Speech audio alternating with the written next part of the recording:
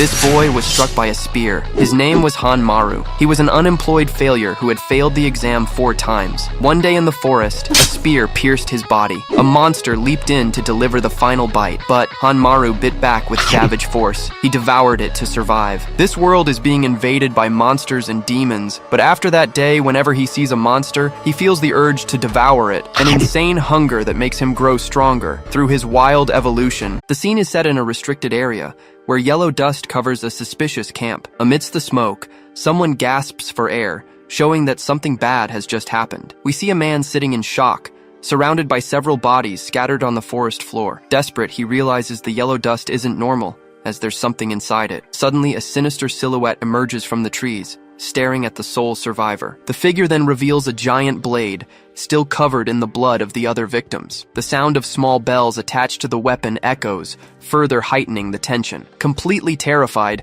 the young man holds out his hand, begging for someone to help him get out, but the creature charges at high speed, running toward him without any hesitation. With absurd strength, the monster's hand grabs the young man's leg with all its might. He is lifted into the air with no chance to fight back, screaming in pain and terror. Then, his body is hurled away, disappearing into the dark woods. Sometime later, the young man is seen lifeless, and a voice comments what a shame it was. A trio appears, observing the body, and one of them says he shouldn't have been there. They then begin to analyze the scene, preparing to register another fatality. Officer Kang notices the dust stirring, sensing that the danger is not over yet. With that, the air around the trio grows heavy, and the dust begins to churn. Quickly, she slips her hand inside her shirt, as if to grab something. It was a strange, segmented knife, which she holds skillfully between her fingers. Then, without a second thought, the officer makes a deep cut in the palm of her hand. She spreads her own blood across the blade. The knife begins to tremble and pulse, reacting bizarrely to contact with the blood. Kang feels an intense pain, wincing as the activation process takes place. Suddenly, her colleague screams and points, warning that the monster was right there. The creature approaches slowly, making a terrifying sound with each step, but Kang turns confidently and tells her partners that she'll handle this herself. The small knife then transforms into a giant sword that emits a reddish glow. It's revealed that they are from the Ministry of the Environment's Yellow Dust Task Force. The scene then shifts to a massive building in a bustling urban center. We see a sign pointing to the interview location for new civil servants. In the waiting room, the interviewer calls for number 12, and our protagonist raises his hand. But the scene cuts to the bathroom, where he vents that he feels like he's dying. He just wants to go home, his heart feeling like it's about to burst from anxiety. The young man then clutches his chest, thinking he won't be able to get through this interview. Next, he goes to the sink and splashes water on his face to try and pull himself together. But even so, he's still sweating and panting, his tie all crooked, and he screams that he can't take it anymore. He takes out a bottle of pills but complains that not even an extra dose is working. After composing himself a little, he looks in the mirror, still visibly shaken. Outside, a small bird lands on a branch, enjoying the sunny day. The bird then turns its head and stares directly at the young man through the window. When their eyes meet, the reflection in the bird's eyes leaves him completely shocked. The bird transforms and asks what he's looking at, warning him that he's screwed. Terrified, he leans on the sink and curses his terrible panic attacks. In the background, the local TV news reports on the disappearance of youths in Gangwon province. Looking at a vending machine, he introduces himself as Maru, trying to build up courage. It's explained that he's 29 years old and an ordinary guy struggling to find a job. After 4 failed attempts, this is his 5th time trying to pass the exam. A woman then calls him for the interview, announcing his name and number. He jumps out of his chair excitedly, shouting that he's present and ready to start. Full of determination, the young man clenches his fist and vows he will pass this time. Repeating to himself that he can do it, he marches confidently toward the room, but inside, an interviewer stares at him with a serious, intimidating expression. Seeing this, Maru swallows hard, feeling all his nervousness rush back. The man asks the first question, wanting to know why he wants to be a civil servant. Maru replies with a forced smile that his desire is to give back to the community. But inside, all he can think about is the stability and security of a quiet, boring life. The interviewer then asks what he would do if his boss did something wrong. He replies that he would be honest, but his mind screams that he'd pretend not to see anything. The man jots something down, and finally asks how he usually deals with people. He replies that he gets along with everyone, but his mind screams that he's terrible at communicating. The interviewer is confused and asks him to repeat what he just said. Desperate, Maru realizes he might have spoken his thoughts out loud. The man then coughs to break the tension, announcing he'll ask the last question. He asks Maru to talk about the greatest difficulty he's ever faced in his life. Nervously, Maru thinks that the most difficult moment is being in this interview right now, but the interviewer insists, explaining he just wants to see how he handles problems. Maru feels awkward and says the only thing he remembers is a specific situation. He begins to tell a story about the time he went to the mountains with his father. A quick flashback shows a young Maru in a tense, reddish setting. Back in the present, the young man feels a chill down his spine as he relives the memory. He remembers a dark creature with an eye glowing in the darkness. His face contorts in pure panic, as if he were seeing the monster all over again. The image of a silhouette with dozens of pulsing eyes floods his mind. The memory ends with him as a child, surrounded by bodies and horrific creatures. He sits frozen in his chair, completely lost in his traumatic memories. A sharp sound echoes in his mind, and his eyes widen in pure panic. With that, the chair begins to fall. At that moment, Maru's vision starts to blur, and everything around him sways. The man calls his name, concerned to see he was not well at all. Maru then faints in the chair, and the interviewer desperately tries to wake him up. With the shock, he feels a wave of nausea, nearly throwing everything up. The scene changes to later, showing the simple building where Maru rents an apartment. He's seen sprawled on his bed, feeling like a complete disaster after the interview. Crying, he laments having no job and no friends, not knowing what to do with his life. But suddenly, someone knocks on the door, interrupting his moment of venting. He opens the door carefully and asks who it is, his face still puffy. On the other side, a giant, intimidating man appears, leaving Maru terrified. The man then yells furiously, asking why he wasn't answering the phone. Maru asks his mom what she's doing there, since she's supposed to be at work. She explains she just stopped by to drop off some food, which comes at a perfect time. All excited, the young man asks with a smile if she brought any meat dishes, but his mom replies that it's just kimchi and beans, instantly killing his joy. Then she looks around, noticing her son's apartment is not tidy at all. We see leftover food and many drink cans scattered in the corner of the room. Maru feels embarrassed, as he knows his place looks like a total pigsty. His mother starts tidying up and takes the opportunity to ask how the interview went. Hearing that, the young man throws himself on the floor, completely defeated just by the memory. He panics, thinking he can't tell her he threw up on the interviewer. His mother just stands there, waiting for him to gather the courage to answer. To cheer him up, she gives him a hard slap on the back and tells him not to worry about it. Maru complains about the pain while his mom continues to clean up the mess in his room. Next, she hands him an envelope, saying it's some allowance to help out. At this, Maru gets emotional and starts sniffling, grateful for her support. He tries to refuse the money, saying he's an adult and doesn't need her help, but his mother insists with a firm look, and he ends up taking the envelope. Then she mentions that maybe the shaman she visited was right about the interview. With a serious look, his mom warns that he needs to visit the mountain as soon as possible. Maru is completely confused, just staring at the money as he tries to process the order. The scene then shifts to a port town, with several boats docked at the pier. We see Maru there, stretching after a long and tiring journey to the location. He sighs, thinking about how many years have passed since he was last there. With that, the young man starts walking toward the base of the mountain surrounding the town. It's explained that his mother consulted a famous shaman about his employment problems. The psychic revealed that the cause wasn't his panic attacks or his ADHD. The real problem was his father, who had disappeared over 20 years ago. The shaman said his father died on that mountain and that his soul was blocking his path. The only way to pass the exam was to go back there and make an offering to appease the spirit. After climbing the trail, he finally reaches a gate and realizes this is the place. He pushes the old gate, which creaks slowly as it swings fully open. At that moment,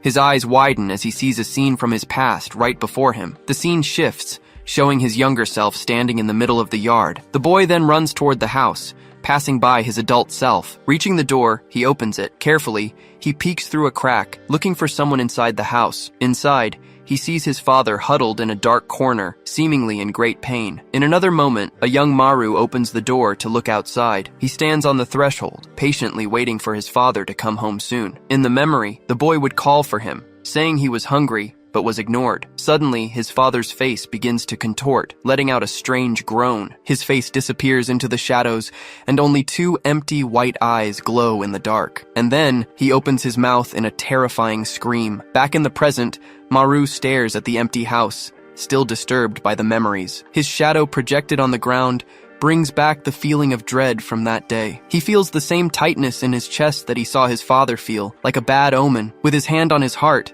he realizes a panic attack is about to start. He tries to control his breathing, but a cold sweat is already trickling down his face. Determined, he decides to make the offering quickly and pulls a bottle from his backpack. With that, he fills a cup with a drink, preparing to start the ritual. Maru throws the liquid and tells his father he's only there because his mother insisted. He throws more of the drink and says he'll pray to the mountain spirits just in case. In a sad tone, he vents that his father simply left and abandoned them. Maru throws the rest of the cup on the ground, asking for help to get a job. Dust begins to rise from the ground as he walks away from the old house. Suddenly, he notices the yellow dust in the air and finds it very strange. Thinking it's a fire, he decides to head down quickly because safety comes first. But the phrase, safety first, echoes in a very sinister way through the air. Maru stops and looks back, finding it odd to have heard an echo of sorts. At that moment, the yellow dust churns, as if something were moving within it. A silhouette of a warrior emerges from the mist, taking slow steps toward him. Maru turns his head,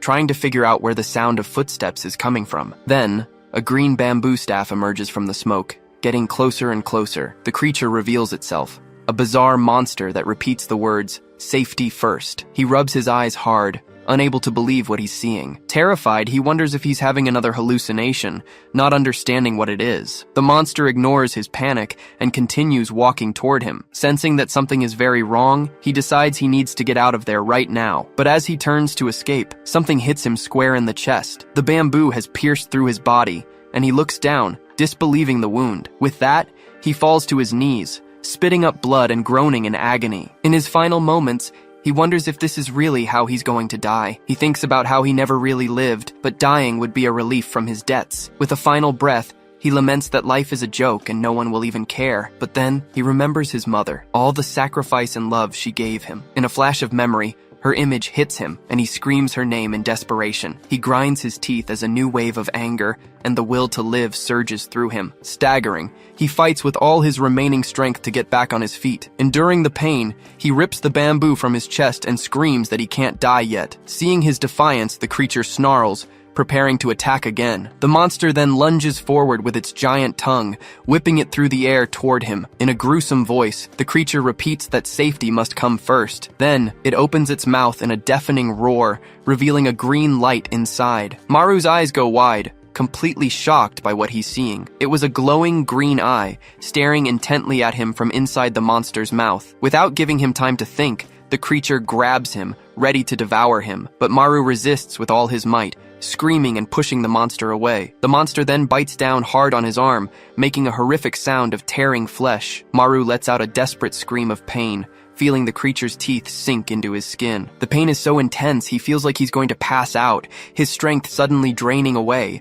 But the memory of his father returns, along with the same strange moan he heard in his childhood. His father's shadowy figure appears again, with those white, completely empty eyes, and in his mind, he hears his father yelling at him to eat, like a bizarre command. With his eyes rolled back, Maru lets out a savage roar, filled with hatred and pure fury. In an act of desperation, he bites down on the monster's neck with all his strength. He rips out a chunk of the creature, and blood flies everywhere in the brutal struggle. As it's devoured, the monster's eye opens again, but now it's inside Maru. The eye stares straight ahead, as if searching for something. Suddenly, the pupil begins to pulse and expand bizarrely. Black spots spread across the iris, as if something is corrupting the eye. Darkness takes over, and the eye is completely consumed by a shadowy force. Maru's consciousness is thrown into a strange place, full of twisted shapes. Bodies and creatures merge, creating a scene of pure chaos and despair. A demonic warrior emerges from the confusion, fighting against hordes of monsters.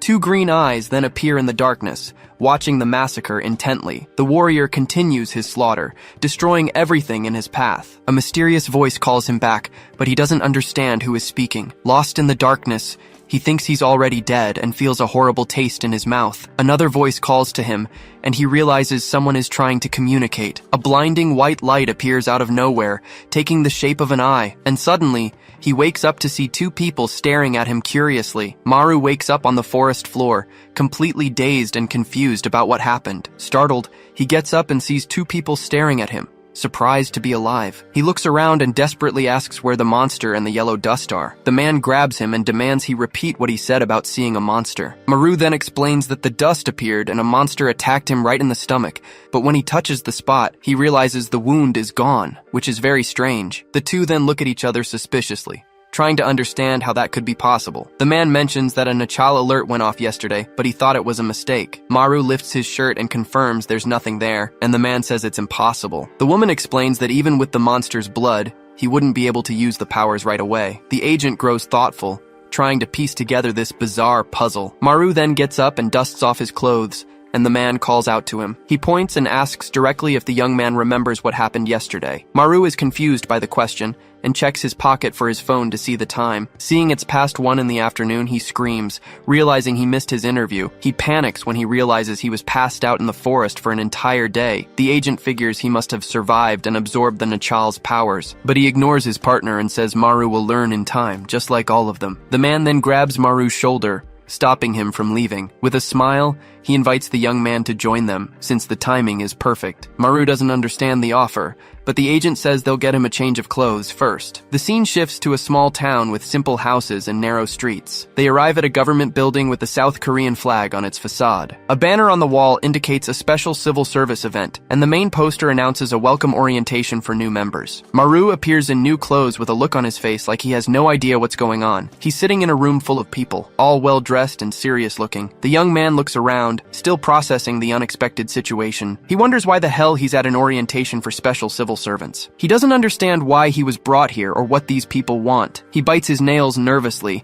thinking everyone in this place is weird and scary. Suddenly, the door bursts open, and the sound of heels echoes through the room. A woman with long nails and a very intimidating presence approaches the podium. She introduces herself as the deputy director and welcomes them to the special civil service. At that, Maru raises his hand, trying to say that something was wrong. With an awkward smile, he explains that he thinks he's in the wrong place and apologizes. But the director denies it and congratulates him, saying he's enlisting today. The young man is in shock, as he never applied for this type of service. She ignores his confusion and continues her speech about the work at the ministry. Then, the woman explains that the job is top secret and no one can know about it. Any leak of information will be treated as a violation of the National Security Act. Hearing that, Maru turns pale, realizing this is much more serious than he thought. The director reveals that all the rookies there have received powers from a Nachal monster. Maru tries to say he never did that, but a memory starts to come back. In a flash, he remembers biting the monster and understands everything. She explains that luckily, the Nachal only appear in uninhabited mountains, but when they do, the yellow dust also appears, with levels from 1 to 10. The higher the dust level, the stronger and more dangerous the monster in that area is. Just then, the director calls for Eden Seonwoo, and a young man in a suit raises his hand. She praises him for acquiring the powers of a level 7 Nachal. The young man bows and thanks her, promising to do his best in his new role. The director then picks up her clipboard to continue the roll call for the new recruits. She then calls for Maru and asks what power he got from the Nachal. Awkwardly, he replies that he doesn't know of any power with a very forced smile. Next to him, the level 7 guy scoffs at him, laughing in a really annoying way. Maru gets furious, thinking he's laughing because he's stronger, but he decides it doesn't matter as he just wants to find a way out of there. Suddenly, a loud alarm blares in the room, startling everyone. With a wicked smile, the director announces it's a Nachal alert. At the perfect time, the scene cuts to a forest, where the group of rookies runs toward the danger. The director shouts that this is their chance to show their powers and tells them all to head up. But Maru just walks aimlessly, wondering what the hell he's doing there. Out of breath, he decides he needs to get off the mountain before he gets into more trouble. He then remembers the monster's phrase, whispering about safety first. With that, the young man starts running alone, but the yellow dust suddenly rises from the ground. Scared, he wonders why the yellow dust appeared again in this place. Amidst the smoke, the silhouette of a woman emerges, walking slowly toward him. The figure reveals herself, and he recognizes the task force agent he saw before. Maru notices her arm is transforming, looking like something very dark. The agent then turns her face, her eyes red and her skin marked with blood. He widens his eyes in pure panic, unable to believe what was happening. Suddenly, a bright red blade pierces through the head of a giant monster. We then see the agent standing in front of the creature, which was defeated in a single blow. Shocked by the scene, Maru falls to the ground and screams, asking what the hell that was. Nearby, The other rookies also watch the scene, completely frozen in fear. The director shouts for everyone to pay attention, as the practical lesson is about to begin. With a wicked smile, she announces that their field training starts now. She explains that this was a level 1 alert, the weakest of all Nachal. Officer Kang has already immobilized the monster, so there's no reason for them to worry. The agent then turns her face and looks toward Maru with a curious expression. She wonders if he was the one who managed to kill a Nachal by himself yesterday. With an analytical gaze, she thinks about what kind of power would be capable of such a feat. The director then orders everyone to use their powers to fight the monster. Maru is outraged by the order, wondering what they think he is. With the sight of the monster before him, he yells that no one in their right mind would fight it. Panic takes over him, and his body reacts with a tight squeeze in his chest. He realizes he's having another panic attack and can barely breathe. His heart starts to beat uncontrollably, pulsing in a very strange way. A red substance drips from his heart, as if it were melting inside. Suddenly, his stomach rumbles, and he wonders why he's suddenly hungry. Inside his mind, a shadow with sharp claws begins to crawl toward him. He breathes heavily, breaking into a cold sweat as he feels the sinister presence getting closer. The creature moves like a snake, inching ever closer to the young man. Standing behind him, the shadow watches him, ready to pounce at any moment. With a snarl, the creature leans into his ear, as if to whisper something. Suddenly, a bright yellow eye appears in the darkness, staring at the young man. The creature then opens its mouth full of teeth, and a voice echoes, telling him to eat. Back in the real world, Maru starts mumbling nonsense, scaring the others. He whispers that he's so hungry, and saliva starts to drip from his mouth. With a glint in his eyes, he screams that he's starving and lunges at the monster. Maruhan was in a cold sweat with his eyes shut, feeling a very strange pain. A sinister aura surrounded him, as an uncontrollable hunger took over his body. His mouth watered non-stop, as if he hadn't eaten in days and was desperate. Suddenly, someone touched his shoulder, snapping him out of the weird trance. He whipped around, his eyes wide with surprise at the interruption. Just then, Eden Sionwoo mockingly asked if he had been crying a moment ago. Maru tried to play it off, laughing and saying it was just his stomach growling from hunger, but Eden stared at him with contempt, thinking to himself what a loser he was. Then he turned away, complaining that he couldn't believe he was stuck with a bunch of useless people. Alone, Maru rubbed his stomach, finding it very strange that his hunger had vanished out of nowhere. The scene changes, and Vice Director Young-eun gets the attention of all the new recruits. She begins to explain the basics, warning that the yellow dust around them comes from the Nachal, and the stronger the monster, the denser the dust that helps it heal. With a serious look,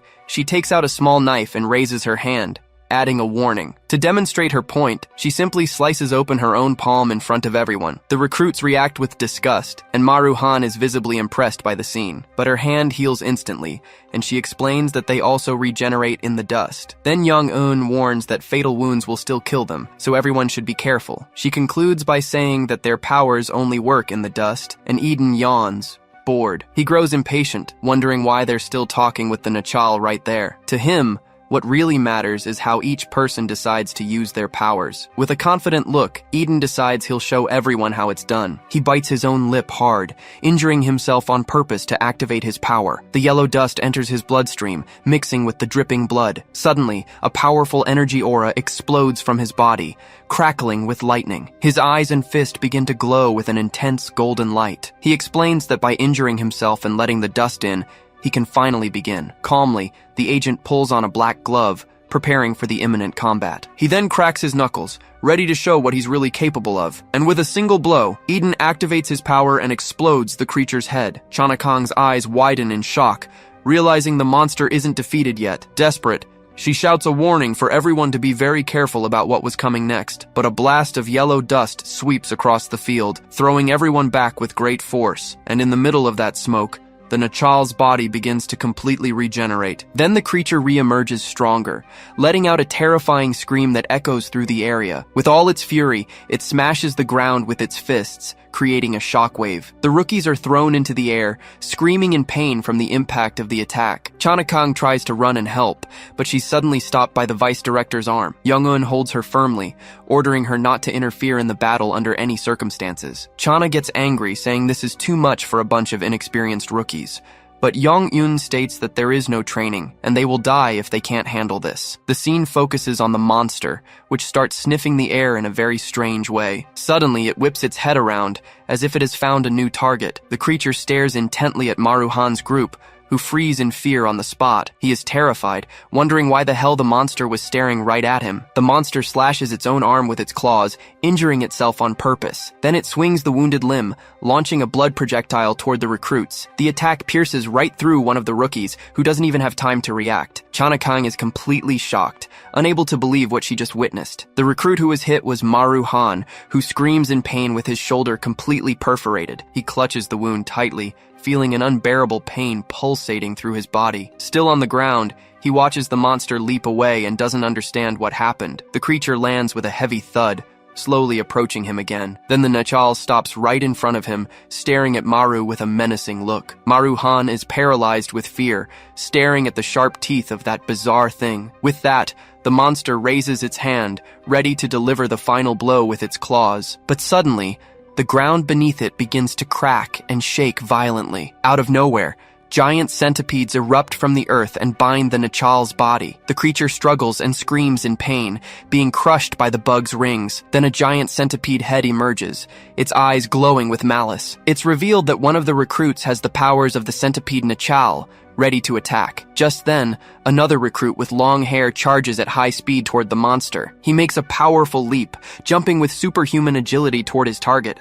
With a single swipe of his claws, he mercilessly slashes the creature's neck. The recruit then lands on the ground, revealing he possesses the powers of the tiger Nachal. At this, the Nachal screams in agony, feeling the fatal blow it just received. The two celebrate, shouting happily that they finally won the battle. The creature's headless body then falls to the ground, releasing a cloud of dust. But the wound begins to bubble, showing that the monster was regenerating again. Its head grows back and it flashes a hideous grin, stronger than before. Seeing this, the recruits panic, unable to believe it healed so quickly. With its new strength, the Nachal firmly grabs the centipedes that were still holding it. He grabs the centipede and throws the man toward the woman, and he pulls him close with incredible force. This time, he grabs the centipede recruit's neck with crushing strength. The monster lifts him into the air, and the young man screams desperately that it hurts so much. With a malicious smile, the creature opens its mouth, ready to devour him whole. But a strange shadow appears behind the monster, and the recruit begs for help. Suddenly, someone snaps their fingers,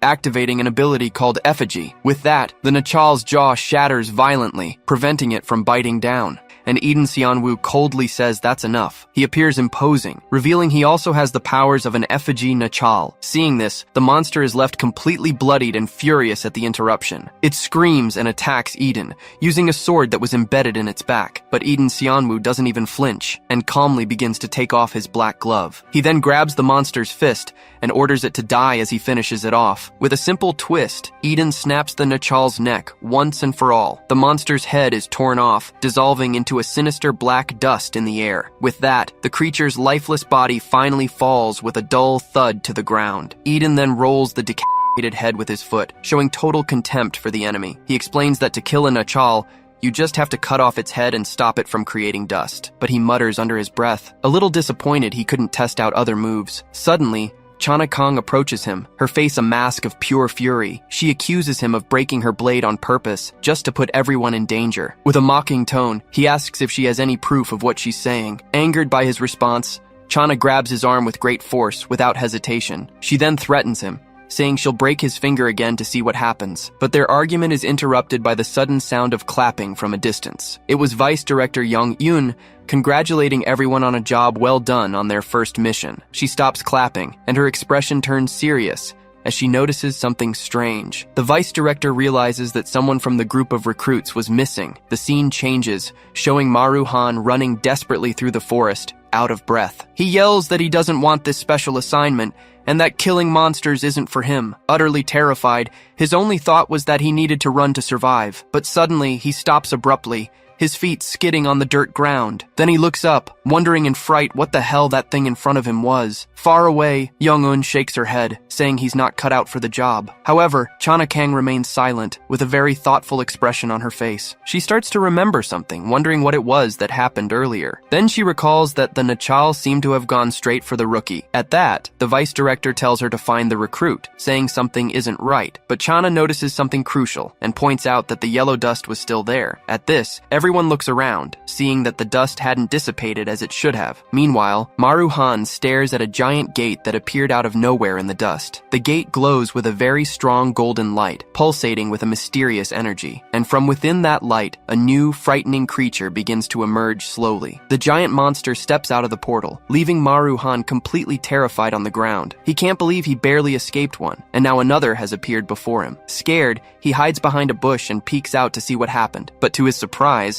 the area was empty, and the creature seemed to have vanished into thin air. He sighs in relief, not realizing the monster was right behind him, disguised. Far away, a task force agent appears, shouting to get their attention. He runs desperately, yelling Agent Kong's name so she'll finally hear him. Chana asks what happened, seeing the young man's desperation as he struggles to speak. He gasps for air, explaining he just got a very urgent call from the office. He then reports that a level 3 alert has been activated, leaving the vice director shocked. Chana panics too, shouting and asking where the new Nachal has appeared. The scene changes, showing a restricted area sign in a completely isolated place. Someone grabs the barbed wire tightly, preparing to get through the fence. It was Maru-han, who tears the sign and enters the forbidden area without a second thought. He keeps running through the woods, his shoulder still bleeding and his body exhausted. Desperation takes over, and all he can think about is getting away from there as fast as possible. He starts to cry, begging out loud for someone to help him, but in the middle of his panicked run,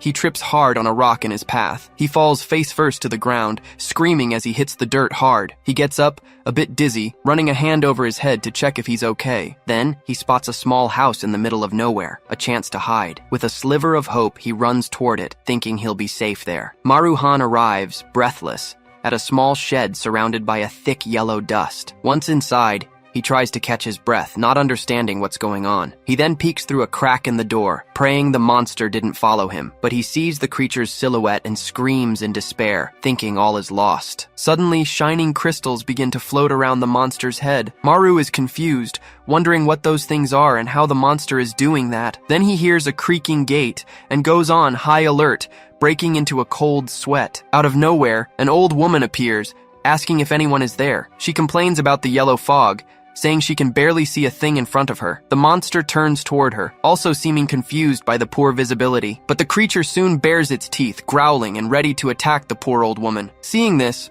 Maru-han realizes the old lady is in danger and needs help, but he panics. He has no powers and needs to think of something fast. He remembers the vice director's words about healing, and an idea sparks in his mind. But he also recalls the warning. Fatal wounds could still be the end of him. With his hand shaking in fear, he thinks it's better to hide and not risk his life. His safety comes first, so he decides he has to survive no matter what. Outside, the woman keeps calling out, asking if Miss Kim is around. The Nachal hears the name and repeats it bizarrely, turning toward her. Annoyed, the old woman stomps her foot, complaining about the nonsensical situation. But suddenly, her eyes widen in pure shock at what's in front of her. The monster reveals itself fully, with its skeletal and terrifying appearance. Terrified by the sight, the old woman falls to the ground, completely frozen. The Nachal's head opens up like a flower, and it whispers the name Miss Kim. With that, the creature points its finger, preparing to launch its deadly attack. The leaf-shaped crystals begin to spin rapidly around its body, and with a simple flick, it fires all the projectiles at the poor old woman. In an instant, all you can see is the victim's blood splattering everywhere. The old woman opens her eyes, a little confused by what just happened, but in front of her was Maru-han, who had shielded her with his own body. With a faint smile, he asks her if she's okay after the attack. She says yes, but her expression turns to pure horror when she sees his condition. She points to his arm, which has been brutally pierced by the monster's projectiles. Powerless, he drops to his knees and begs the old woman to run away. He stares at his own mangled arm, feeling like a complete failure. Without powers, he thinks he's going to die without even saving the old woman's life. Desperate, he begs for someone who isn't a loser to show up and save him. With his last bit of strength, he keeps whispering, pleading for someone to help. Suddenly, a strange and powerful energy begins to surge from within his body. His heart pounds, and strange veins pop out on his neck and face. He starts sniffing the air, then opens his mouth, drooling like a hungry animal. His eyes glow with a white light, and sharp fangs emerge in his mouth. Completely transformed, Maru-han leaps toward the Nachal, ready to attack. Meanwhile, Chana Kong was running as fast as she could through the dense forest. Suddenly, a strange noise catches her attention, making her stop in her tracks. She gets into a ready stance, sensing that something very dangerous is coming from that direction. Without a second thought, She throws the gate open and storms into the yard. Her eyes widen in pure shock, unable to believe the scene before her. It was Maru Han, biting the monster's neck with completely animalistic ferocity. Chana is horrified, wondering what the hell that crazy rookie is doing. But the Nachal reacts, landing a violent slap right across Maru Han's face. He smashes hard against a wall, which cracks from the force of the blow. Lying on the ground, he keeps chewing the piece of flesh he ripped from the monster, and without any disgust, he simply swallows what was left of the Nachal in his mouth. Wounded, the monster snarls in pain and fury, its neck bleeding non-stop. The creature then starts to stagger, seeming completely unstable from the wound. Chana notices the monster isn't healing from the bite and is surprised by this. She doesn't understand why, her eyes wide with confusion. But she has no time to think, so she charges at the creature with everything she's got. With a quick spin in the air, she prepares to strike the weakened Nachal. She then reaches out her hand, trying to rip one of the crystals from the monster's head. The agent manages to grab the crystal, which fuses with her hand, cutting the skin. With this, she reveals her iron Nachal power, turning the crystal into a blade. The monster screams in fury and unleashes its power on Chana. She then braces for the next move in her attack. Her eyes glow with power, showing the fight is far from over. She parries one of the monster's attacks, creating a shower of sparks. The creature is hit by several blows and crosses its arms to try and defend itself. Chana then leaps high into the air, raising her sword for the final, decisive blow, and with a single move, she slices the Nachal in half, ending the battle. The monster's head splits in two, its mouth still open in a silent scream. The clean cut divides the creature into two parts, a brutal end to the attack. With the enemy defeated, Chana lands on the ground, breathless but victorious. She stares at her blood-stained blade, her face dirty and her gaze filled with determination. Then the Nachal's body slowly disintegrates, turning into black smoke that vanishes into the air. The yellow dust finally settles, leaving the yard empty and the battle over. Chana runs to the fallen old woman, asking worriedly if she's all right after everything. But the old lady seemed confused, not quite understanding what had just happened there. She snaps out of her shock, asking Chana what happened in her backyard. To calm her down, the agent lies, saying it was just a wild boar that has already run off. The old woman complains about the boars, and Chana thinks that luckily humans forget about Nachals. With a smile, she introduces herself as being from civil services and says she'll take care of everything. Grateful, the old woman goes inside, and Chana says goodbye with a small bow. But as soon as she's alone, her expression shifts to one of serious concern. She then slowly walks toward where the rookie was lying on the ground. Chana stares at him, thinking she's never seen anyone heal so quickly in her life. His arm was already back to normal, and she wonders if he's really a level 1. Maru Han screams in desperation, completely fed up with the whole situation. He gets a message telling him the job starts tomorrow, which sends him into a panic. With that, the memory of that horrible monster comes rushing back into his mind. He remembers the creature attacking, with its giant, terrifying mouth. Back in his room, he sits on the bed, saying he doesn't want to go. Then the young man throws himself back, deciding to just skip the first day. Maru thinks he doesn't really need a dangerous job like this one, but he hesitates, a look of doubt on his face for a moment. In the end, he ignores it all and turns over to go back to sleep. As he sleeps, a strange smoke starts to seep from his body. Suddenly, his bed begins to float over a dark, deep abyss. The scene shifts to a bizarre place, filled with bodies and souls in torment. The creatures scream in pain, trapped in a seemingly endless torment. Just then, a mysterious voice echoes in the darkness, ordering him to come back now. Maru Han jolts awake, completely terrified by the horrible nightmare. He's gasping, trying to catch his breath after the terrible nightmare. Cold sweat drips from his hands as he tries to figure out what's happening. Then, the young man realizes it's already morning and is surprised by the light, but he senses something strange, so he decides to open the window to take a look. Carefully, Maru Han sticks his head out, trying to see what it was. He's shocked to see that the entire mountain in the distance is on fire. Amidst the flames, a bizarre creature emerges, walking calmly through the fire. The monster, made of lava and rock, lets out a growl, its gaze terrifying. But out of nowhere, a woman appears floating and starts making it rain on the monster. Her eyes glow intensely, revealing she has the powers of a water Nachal. The water hits the creature's body, which seems to feel the impact of the attack. Then, a man appears beside her and blows a freezing blast in its direction. He's also a user, but with the powers of a mighty ice Nachal. With that, the attack freezes the monster's legs, trapping it in place. The two agents look tired, but they successfully immobilized the creature. The woman asks the captain why the Nachal appeared during the night, but he yells at her to just focus on putting out the fire first. Clearly annoyed, his powers power was so strong that it froze the monster completely solid right there. He then materializes an ice weapon with chains to finish the fight. The captain announces he'll take care of the beast, a determined look on his face. With that,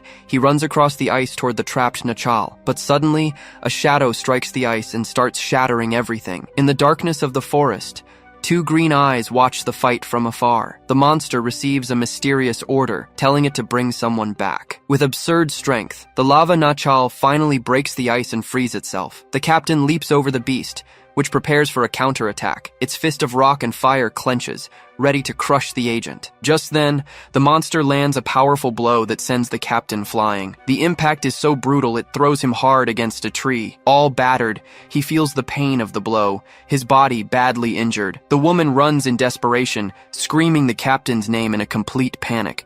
But the Nachal transforms, its back turning into a lava volcano. Then the creature explodes in a fiery eruption with absurd power. The captain is shocked, wondering what the hell is happening. He doesn't understand why the monster suddenly got so much stronger. The scene shifts to the agency's office in Seoul, in the middle of the night. In the control room, all the agents work frantically at their keyboards. Vice Director Yu arrives, wanting to know the current status of the crisis. On the main screen, a red alert shows multiple attack points across the country. An operator reports that 20 mountains are being attacked simultaneously. She says the Nachal's appearance pattern has completely changed. The Vice Director thinks this all started after that briefing. Just then, an agent announces an emergency call has come in from Busousan. She presses a button and answers the call, introducing herself as the vice director. On the other end of the line, the man at the crime scene calls for Young Yoon. A man on the phone introduces himself as Myung-sik Bai, the Busan chief. But the vice director has no patience and tells him to get straight to the point. He then begins to explain that a gate opened on Gyeomjong Mountain, and worst of all,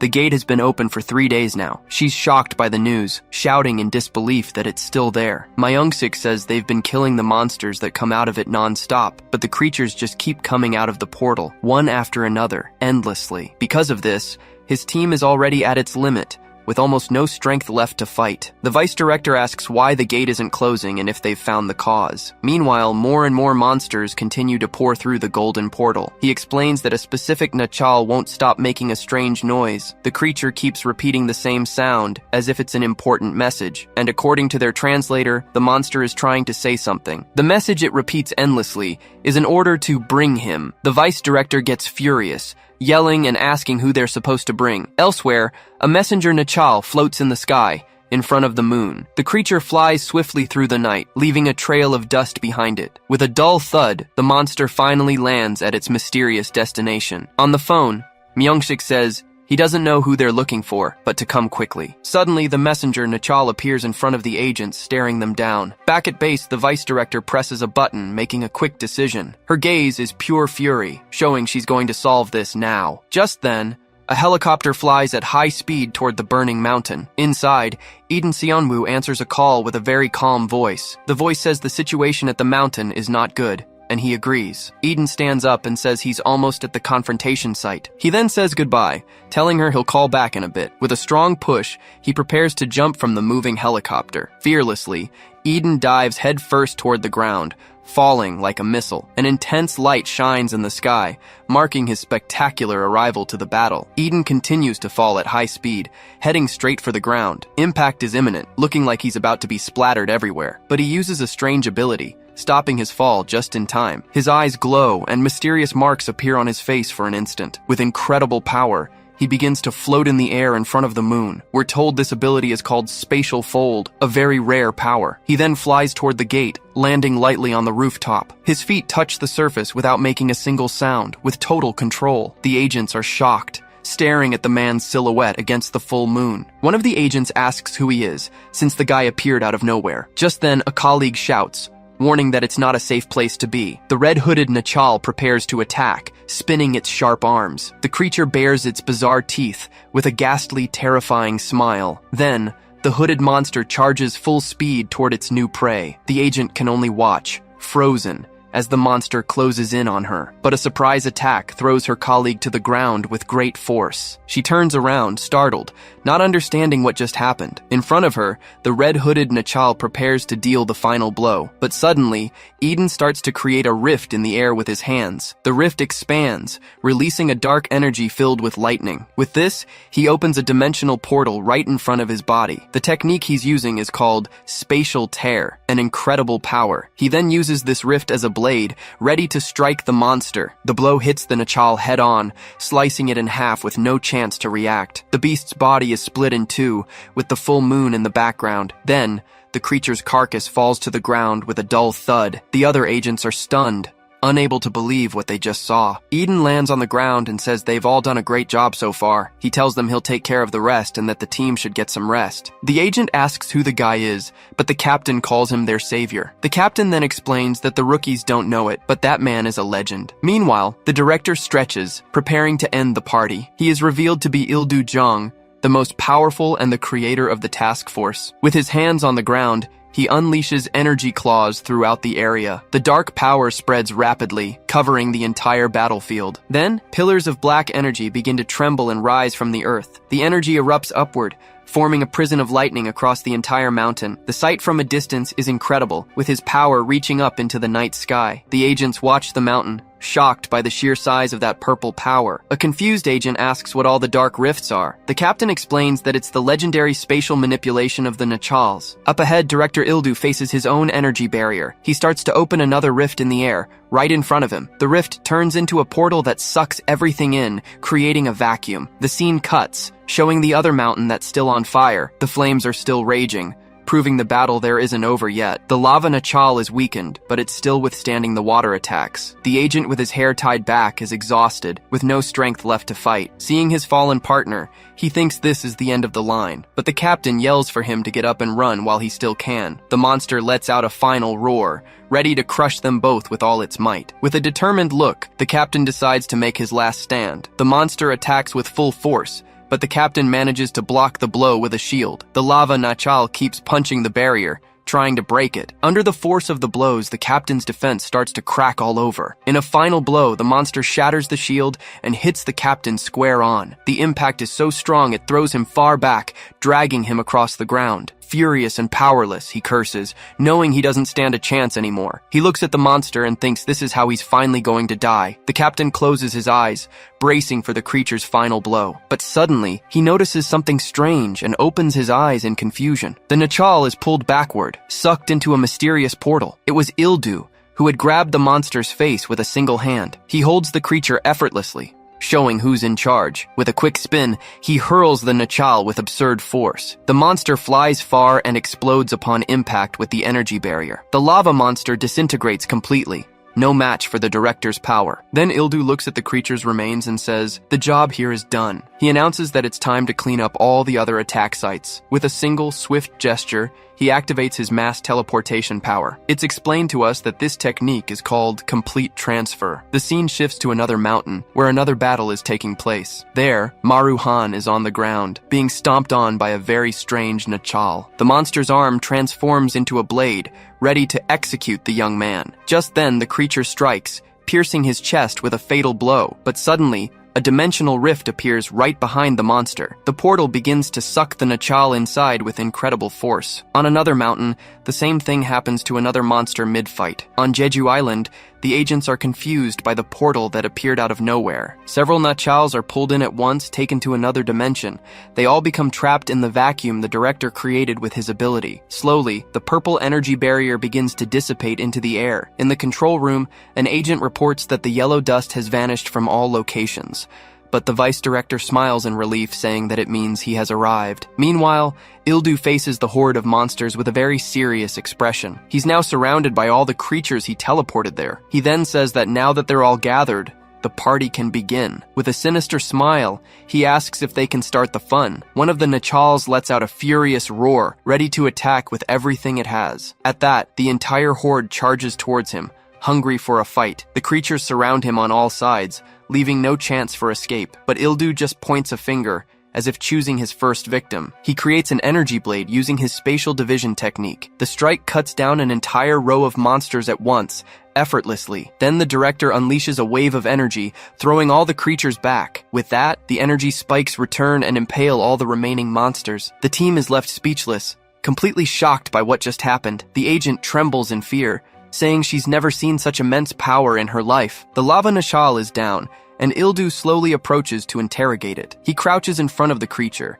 with a serious and intimidating gaze. The director then calls for the translator, wanting answers from the monster right now. With his hand on the creature's head, he prepares to begin the interrogation. He asks why so many Nachals have appeared, and the creature can only say, "Bring." The translator completes the sentence, saying the monster wants them to bring him. Ildu is confused and asks who they want to be brought. At that, the Nachal can only mimic his voice, repeating, "Bring who?" The girl explains that it's just repeating what they're saying now. With that, the monster's body melts into a puddle of lava on the ground. Eden then says that if they keep coming, he'll have to kill them all. Suddenly, blood from one of the monsters splatters right across his face. He wipes the blood with his sleeve and says the job there is done. Eden stares at the gate, warning that they need to deal with it right now. He crouches and places a hand on the ground, preparing to use his power. A sinister purple energy begins to flow from his hand, covering the entire area. With that, a pillar of darkness rises and completely engulfs the gate. The dimensional energy pulls the gate's entire structure into the vacuum. Slowly, the portal vanishes, leaving only traces of his power behind. The agents are shocked by the scene, feeling much safer now. The agent remarks that she thought he was older, surprised by his appearance. Then the director dispels his technique, the energy dissipating into the air. The area returns to normal, and he turns to the team in silence. An agent asks if that was also a form of spatial manipulation. The scene changes to the office, and the vice director meets him as soon as he arrives. She gets straight to the point, asking what he did with the golden gate. He explains that for now, he's placed the gate in his shadow space. Exhausted, he throws himself into his chair and says he hopes to never see that place again. She scolds him, saying he's always complaining when he has it so good. But Ildu defends himself, saying he has his limits and the job is demanding. The vice director agrees and brings up the screen with the information he requested. On the monitor, photos of all the agency's new recruits appear. Then she asks why he's suddenly so interested in the rookies. He explains with a serious look that the Nachals are looking for someone. The recruits' photos scroll by slowly as he thinks about the situation. When Maru Han's photo appears, Ildu says he wants to understand why. In a vision, a horde of Nachals waits for something in a dark place. Then, a giant entity begins to drain the energy from all of them. The creature reveals itself as a queen, a powerful and terrifying figure. It's explained that they need to bring him for an important ritual. The scene takes us to a government building, our protagonist's new workplace. And then, Maru Han finally arrives, stopping in front of his destination with a serious look. He looks quite nervous about the situation, thinking he ended up there one way or another. In a quick flashback, we see his mother crying, unable to believe her son has become a public servant. His mother says she could finally die happy and in peace. It's explained that he had no choice, but he wonders how he'll get along there. Suddenly, a guy in a floral shirt shows up, saying he'd finally arrived. He then starts dragging Maru Han by the arm, who complains about the strong smell of alcohol. Still, the guy keeps pulling him down the hall, waving at someone else. Maru Han then faces his new captain and questions why he was sent to the island instead of Seoul. The captain scoffs at the question and even taunts him, leaving Maru Han quite annoyed. Despite the tension, the man welcomes him to the team as he opens a door. Since it's his first day, Maru Han feels apprehensive, wondering what this place would be like. The door then opens slowly, revealing a completely dark and sinister room. Inside, a man in a red suit stares at him with a serious, intimidating gaze. In his mind, he has a bizarre vision of people being treated like cattle in a butcher shop. He feels completely dizzy from the scene, unable to believe what he was imagining. Suddenly, someone shouts his name, and Maru Han snaps out of his trance, completely startled. The guy in the floral shirt then asks why he's just standing there, telling him to come in. When he enters, he sees that the office is just a normal, even messy place. He scratches the back of his neck, completely confused, as this was nothing like what he expected. The captain then introduces himself, saying his name is Diokman Go, and he's been working there for 12 years. Then, he points to Officer Ji Won Yun, who's been on the team for 7 years. Next, Officer Ibok Kim is introduced,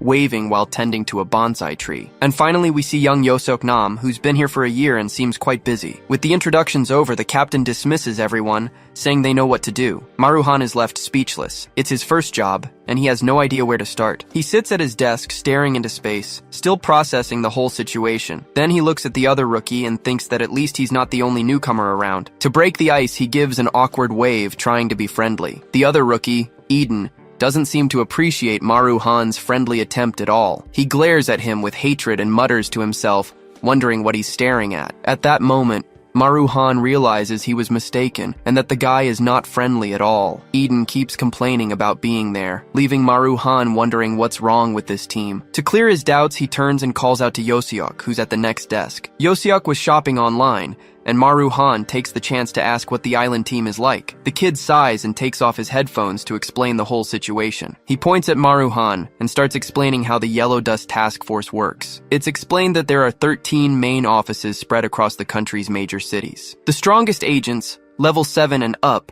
are stationed there for important missions, but there are also smaller outposts like Ganghwa Island, with few residents and weak monsters. He finishes by saying that the rejects, the troublemakers, and the weak all end up here. A light bulb goes off in Maru-han's head as he finally understands why he's there. He concludes that everyone here has some flaw, but Yoseok clarifies that some came on their own. Curious, he asks who they are, but a loud noise at the window interrupts their conversation. Suddenly, Chan enters the room, looking very tired. Maru-han is startled to see her. She looks confused and starts wiping her face as if she just woke up. Officer Jiwon then scolds her, telling Officer Kang to go home and rest. But she sits at her desk and says she has nothing to do at home anyway. Yoseok whispers, explaining that she's the other person who volunteered to come to the island. The woman glances at him sideways, wondering how this weird rookie ended up here. It's explained that she has a strange history involving memory loss. Hearing this, Maru-han is shocked and yells out in disbelief. He then asks if there's some kind of hazard pay, and Yoseok confirms it. His heart races as he realizes they're being asked to risk their lives against the Nachal, but Yoseok informs him that the bonus is 5 times the monthly salary, which surprises him. Maru-han is speechless for a second, trying to process that absurd amount. In an instant, he becomes euphoric, realizing it adds up to over 100 million a year. Satisfied, he returns to his desk, while Yoseok asks if he has any more questions. Yoseok puts his headphones back on and tells him to just wait for a Nachal alert. Maru-han gets a bit annoyed, wondering if the job is just waiting for a siren to go off. He then stares at the alert device on the wall, which remains quiet and unlit. Time passes slowly in the quiet office as the clock ticks away. Then, he takes a sip of coffee, and an idea starts to form in his mind. He gets all happy, thinking this is the dream job, easy and with an incredible salary. Meanwhile, the captain stretches, yawning out of boredom from the slow day. He turns and tells everyone it's almost time to leave. But first, he approaches the desk and gets the attention of the team's 2 rookies. With a smile on his face, he asks how their first day was and if they have any questions. Eden replies with a scowl, saying he doesn't want to know anything. But Maru-han raises his hand, saying that he actually does have a question. He wants to know what the Nachal are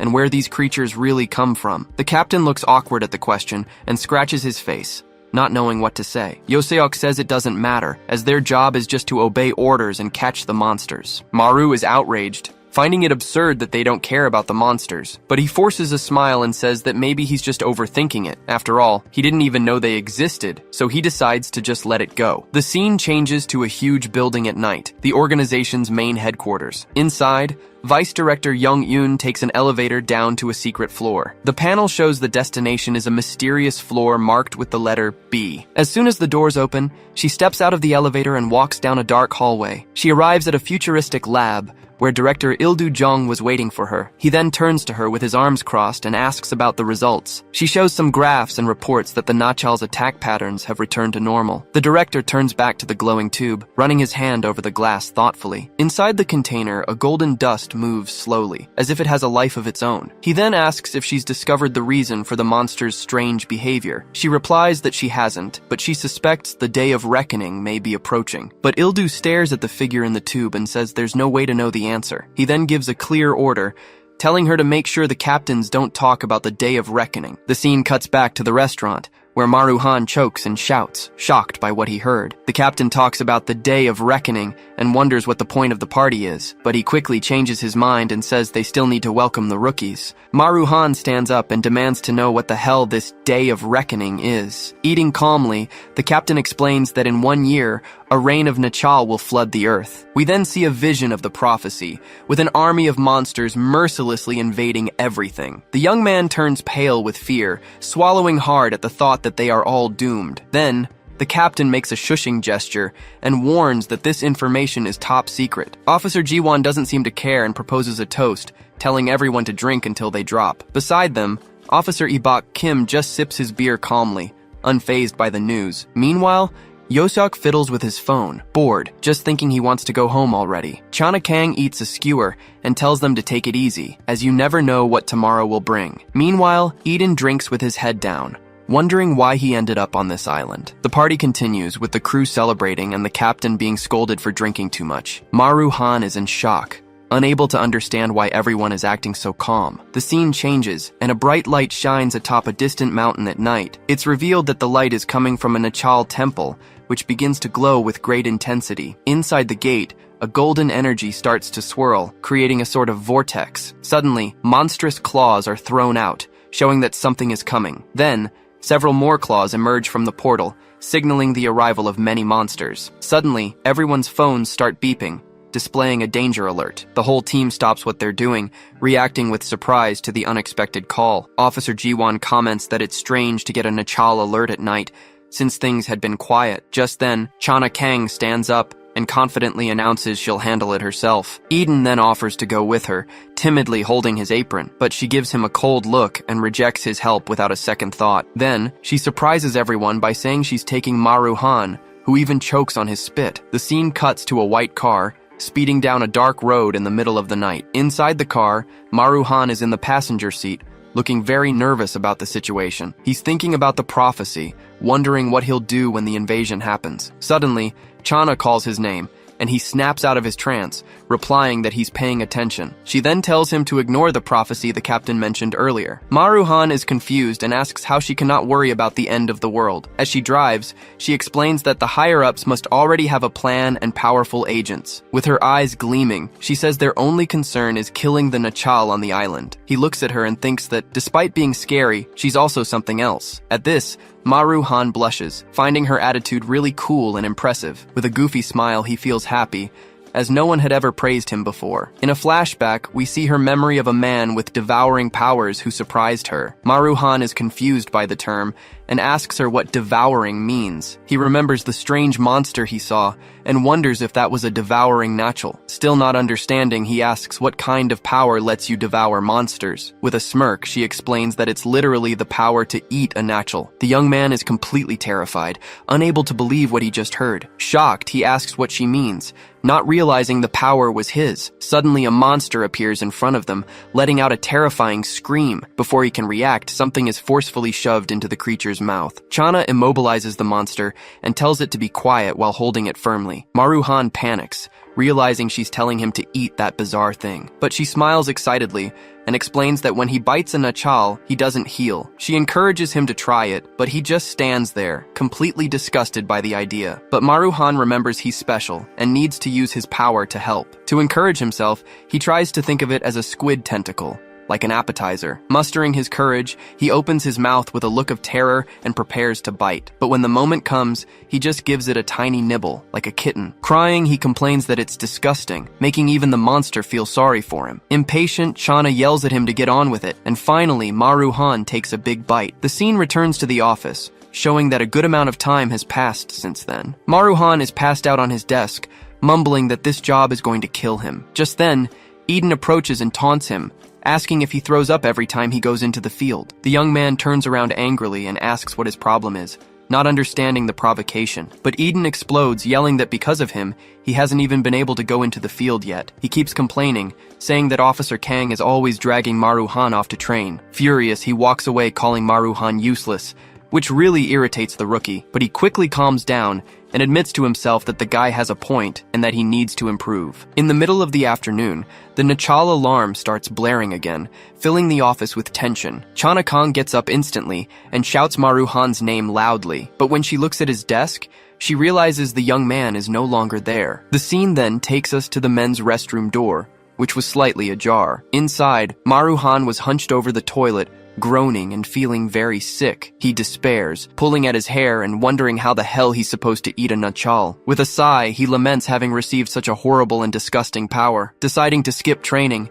he stumbles out of the bathroom, feeling awful, but suddenly, he comes face to face with Chana Kong, who startles him with her appearance. She stares at him with a serious look and asks if he was hiding in the bathroom. Trying to cover, he makes up an excuse about getting food poisoning from the Nachal. She sighs at the lame excuse, seeming a little disappointed in him. Then, she tells him straight up that he doesn't seem cut out for this kind of work. She explains that just because he has a power doesn't mean he has to be an agent. He could just sign some papers and live the rest of his life under surveillance. Maru Han is frightened by the idea and complains that it's a stressful invasion of his privacy. But Chana says it's better than dying because weak people like him don't survive. To make matters worse, she warns that his type also gets civilians killed. With a harsh glare, she says that if he can't do the job, he should just leave. Then, she steps on his foot, intimidating him even more with her aggressive attitude. She leans in and says they need his desk, since the team is already short-staffed. Completely cornered, the young man takes a step back,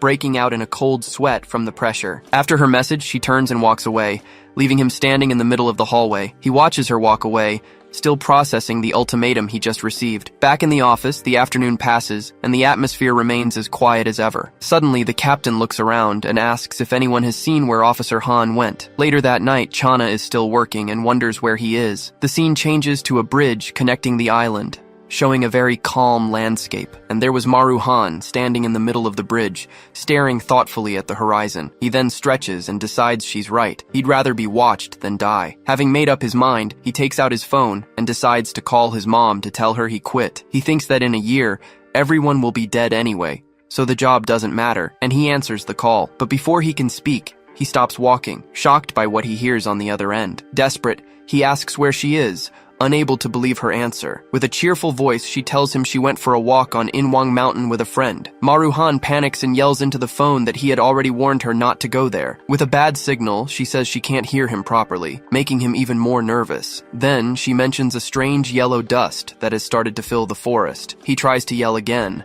but the connection starts to fail, cutting her voice off, and suddenly, the call drops, leaving Maru Han completely desperate and with no answer. He freezes in fear, knowing that yellow dust in the mountains means a Nachal is near. The scene cuts to a team on the mountain who are being warned about a level 5 Nachal. One of the agents gets distracted, looking to the side as if he saw something strange. Just then, his partner pulls him by the shoulder and asks what he's doing, getting his attention. In that same instant, they both look up and are shocked to see a monster in the trees. Crouched on a branch, the monster was devouring its prey, ignoring the agents nearby. With its sharp teeth, it tore at the flesh, covering its mouth in blood. The creature then stares down at the agents, and a sinister glint appears in its single eye. Realizing the danger his mother is in, Maru Han screams and takes off running in a panic. One of the local team's agents is at his limit, completely out of breath. He's in shock as a single level 5 Nachal took down the entire team by himself. In a brutal attack, the creature simply ripped off one of the agents' necks. Just then, the team captain arrives late,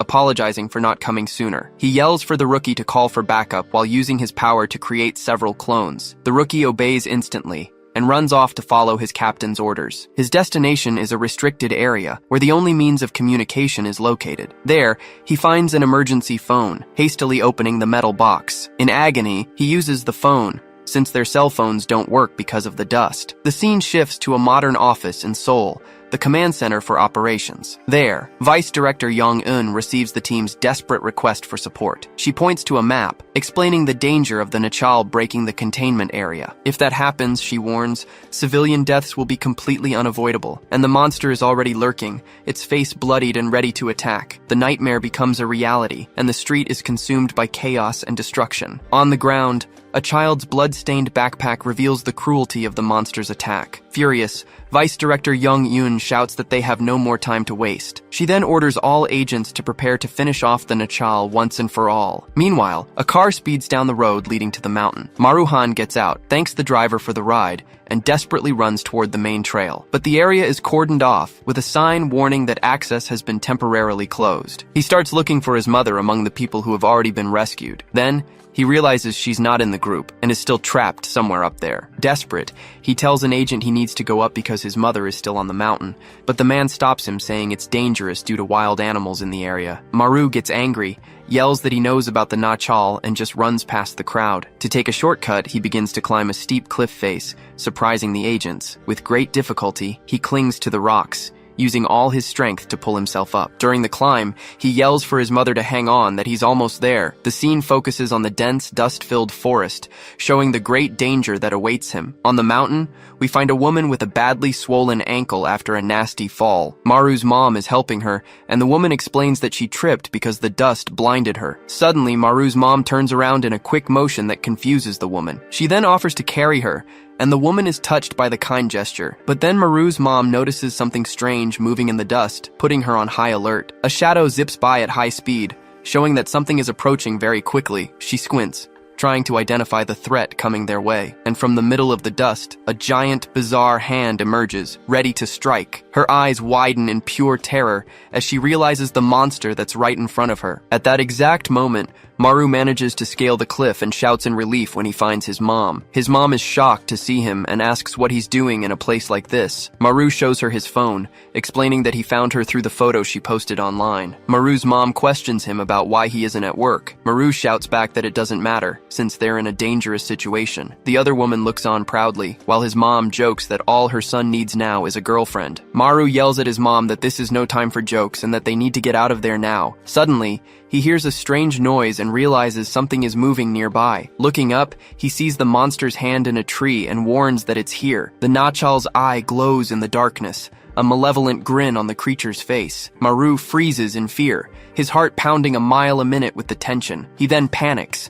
not knowing what to do to get out of this situation. He remembers that he always faints whenever he sees a Nachal, which is a problem. He feels useless for not being able to protect his own mother from the monster. His mom notices he's staggering at the edge of the cliff, thinking he's about to fall, and unable to control himself, Maru simply faints and collapses unconscious on the ground. Seeing this, his mother screams his name, completely desperate. The creature then turns its head, preparing to attack the defenseless young man. The Nachal leaps from the tree with full force, heading straight for Maru's mom. It flies towards them, and they are shocked to see the monster coming right at them. Desperate, Maru screams as the monster closes in to deliver the final blow. But at the last second, Maru stumbles and falls off the cliff. Maru is in shock, thinking he was too late to save his mother, when something hits the monster. It turns out the Nachal was hit by crystal knives that pierced its back. His mom, not understanding, tells Maru about the strange animal lying there, but his mother screams in fear, asking what those things are around his head. Maru is startled to see several crystal knives floating uncontrollably around him. He panics,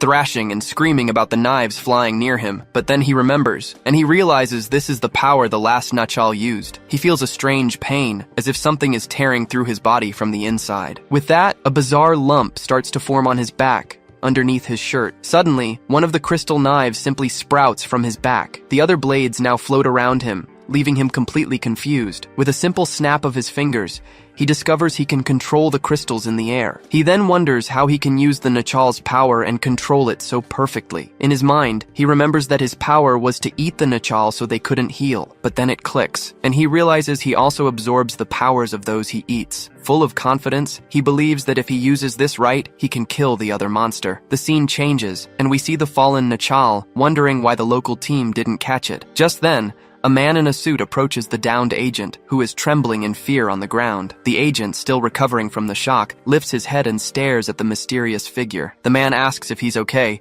but the agent remains paralyzed, unable to answer. Soon, two guys from the Seoul office, Nero and Namble, show up with an air of superiority. One of them immediately starts grilling the agent, asking how the Nachal got past him. The agent, shaking with fear, warns them to be careful, as the monster wiped out their entire team. But one of the men in suits doubts him, since their team captain was a powerful level 7. The other agent is intrigued, wanting to know what the level 5 Nachal's power is. Suddenly, the monster's eye glows intensely, revealing its power is the mirror. Maru feels a strange dizziness, wondering what that flash of light just was. With that, the Nachal's body begins to swell, as if it's transforming into something else. Then, several crystal spikes sprout from its back, revealing its ability to copy powers. Maru is in shock, finally understanding what the creature just did. Without wasting time, the monster uses the copied power and launches a volley of spikes at him, and Maru is hit head-on by the attack, thrown backward by the powerful impact. He screams in pain, his entire body pierced by the monster's sharp crystals. Even though he's wounded,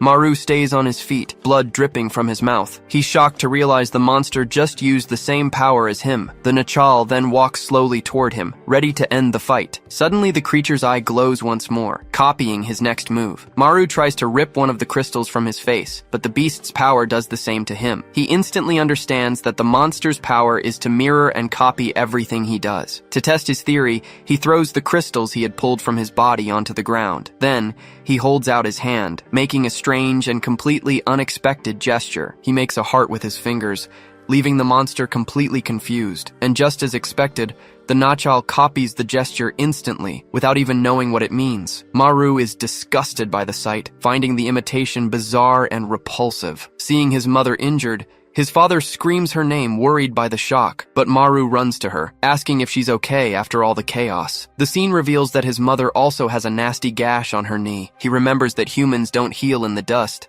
and his father warns him that he's bleeding. Maru lifts his shirt and says he's fine, since his wounds have already healed on their own. He glares at the monster, determined to protect his mother no matter what. Then he tells them to hide so they don't get hurt. His mother is confused and asks what the hell he's planning to do. With a confident smile, Maru explains that it's his duty as a public servant to protect them. He says he'll be right back and charges at the Nachal without a second thought. With a strong push, he creates some distance to build up speed against the enemy. Then he sprints toward the monster at full speed, preparing to attack, and in a swift move, he tackles the creature with all his might. They both end up rolling and falling off the cliff together in a free fall. His mother screams Maru's name, completely devastated by the scene she just witnessed. They can only watch as a few birds fly away, startled from the crash site. The scene shows Maru lying badly injured on a ledge halfway down the cliff, but even after all that, he jolts awake, proving he's still in the fight. Covered in wounds, Maru drags himself across the ground, struggling to get up. He looks at the fallen monster and decides he needs to get it away from his mother. His plan now is to just hold on until the mountain rescue team arrives. Meanwhile, agents from Seoul, Nero, and Nambul arrive at the area and are confused.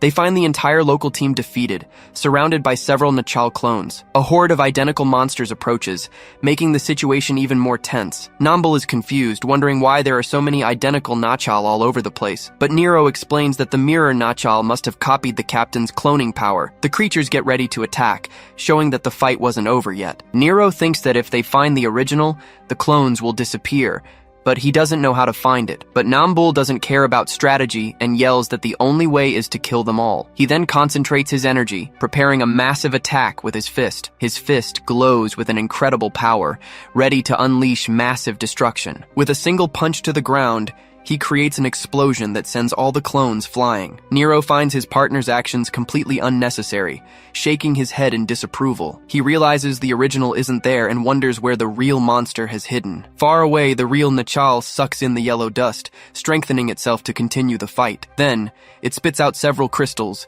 aiming directly at Maru on the cliff. Maru gets pissed off, realizing the damn monster is healing way too fast. Finding this a total pain, he limps away, trying to think of a new plan of attack. Suddenly, a strange voice in his head makes him tense up with a frightening look in his eyes. In an outburst, he yells at the monster not to dare copy his mother, pointing at it. With that, an immense power shoots out, but it misses the target. Maru gets frustrated, realizing he missed all his attacks at once. With complete control, the monster levitates one of the crystals, preparing for a counterattack. And in a swift motion, the creature hurls the sharp blade toward Maru. With no way to dodge, Maru is brutally pierced through the chest by the beast's attack. But even through the pain, he grits his teeth in hatred, refusing to fall. Furious, Maru throws himself off the cliff, cursing at the monster below. He plummets like a rocket, heading straight for the notchel with his attack. The creature is pierced by one of the crystals, screaming in pain from the surprise attack. Despite his injuries, Maru laughs insanely, celebrating that he finally managed to hit it, but the monster simply rips the crystal from its own shoulder as if it were nothing, and in seconds the wound closes completely, healed by the yellow dust. He realizes the beast's healing ability is much faster than his own. Then, a memory flashes in his mind about something Agent Kang had said. In a quick flashback, we see Chana Kang scolding him for not listening to her. The scene shows Maru collapsed on the ground, completely exhausted after a day of training. He was complaining that he wasn't cut out for fighting, saying he couldn't go on anymore. Then,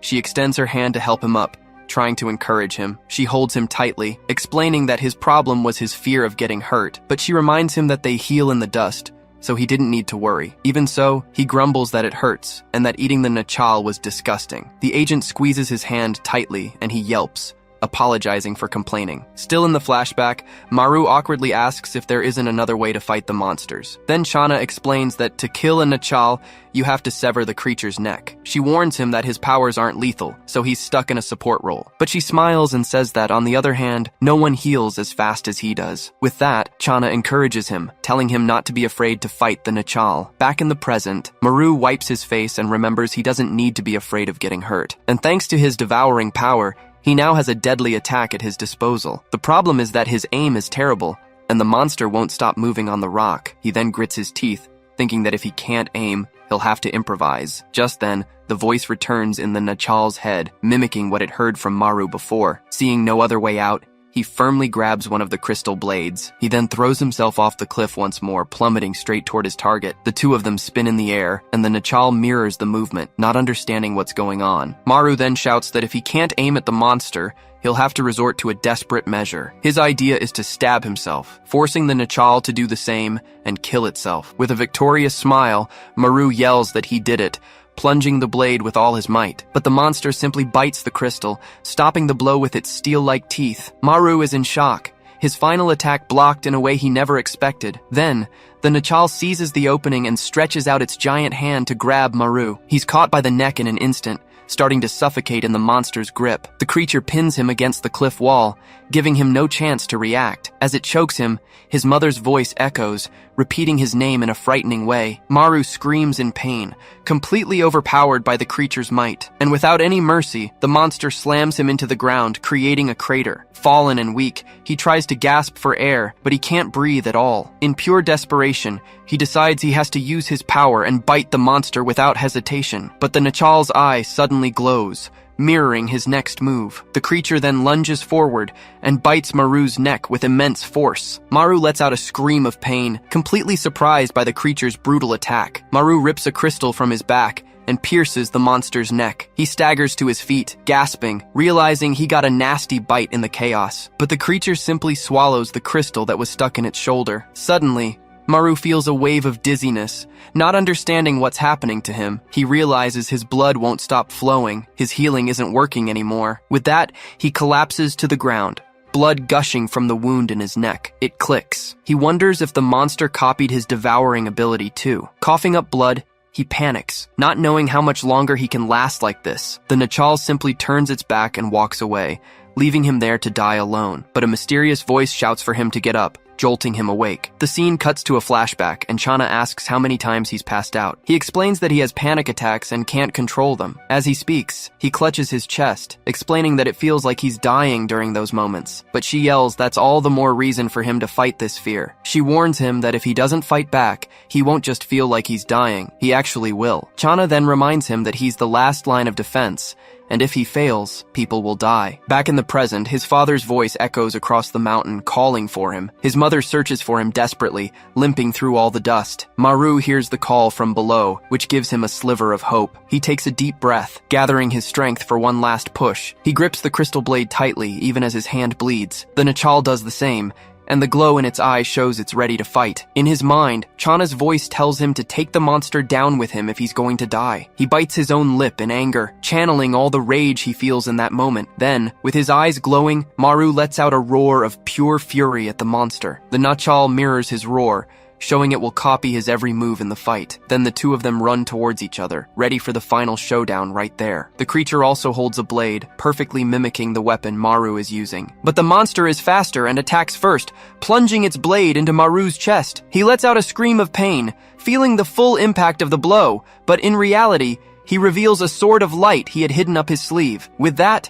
a giant crystal he had hidden earlier is activated on the cliff. His father's voice echoes, distracting the monster and leaving it completely confused. Maru seizes the chance and grabs the creature, holding it in place for the attack. Then he screams at the top of his lungs, signaling for his final trap to be sprung. The other blades he scattered across the area begin to move in sync. They fly at high speed, aiming straight for the immobilized Nachal. The surprise attack closes in on the monster, which has nowhere to run. The creature is then pierced from all sides, taking massive damage all at once. The monster screams in pain, finally feeling a blow it couldn't copy. To secure the victory, Maru uses himself as bait, getting pierced along with the monster. He grits his teeth in pain, enduring the suffering to finish the attack for good. From the impact, the Nachal's body begins to fall apart, unable to withstand the blows. And to finish it off, the last hidden crystal flies straight towards them. The giant blade cuts through the air and slices off the Nachal's head in one clean strike. With that, the monster's body and head fall to the ground,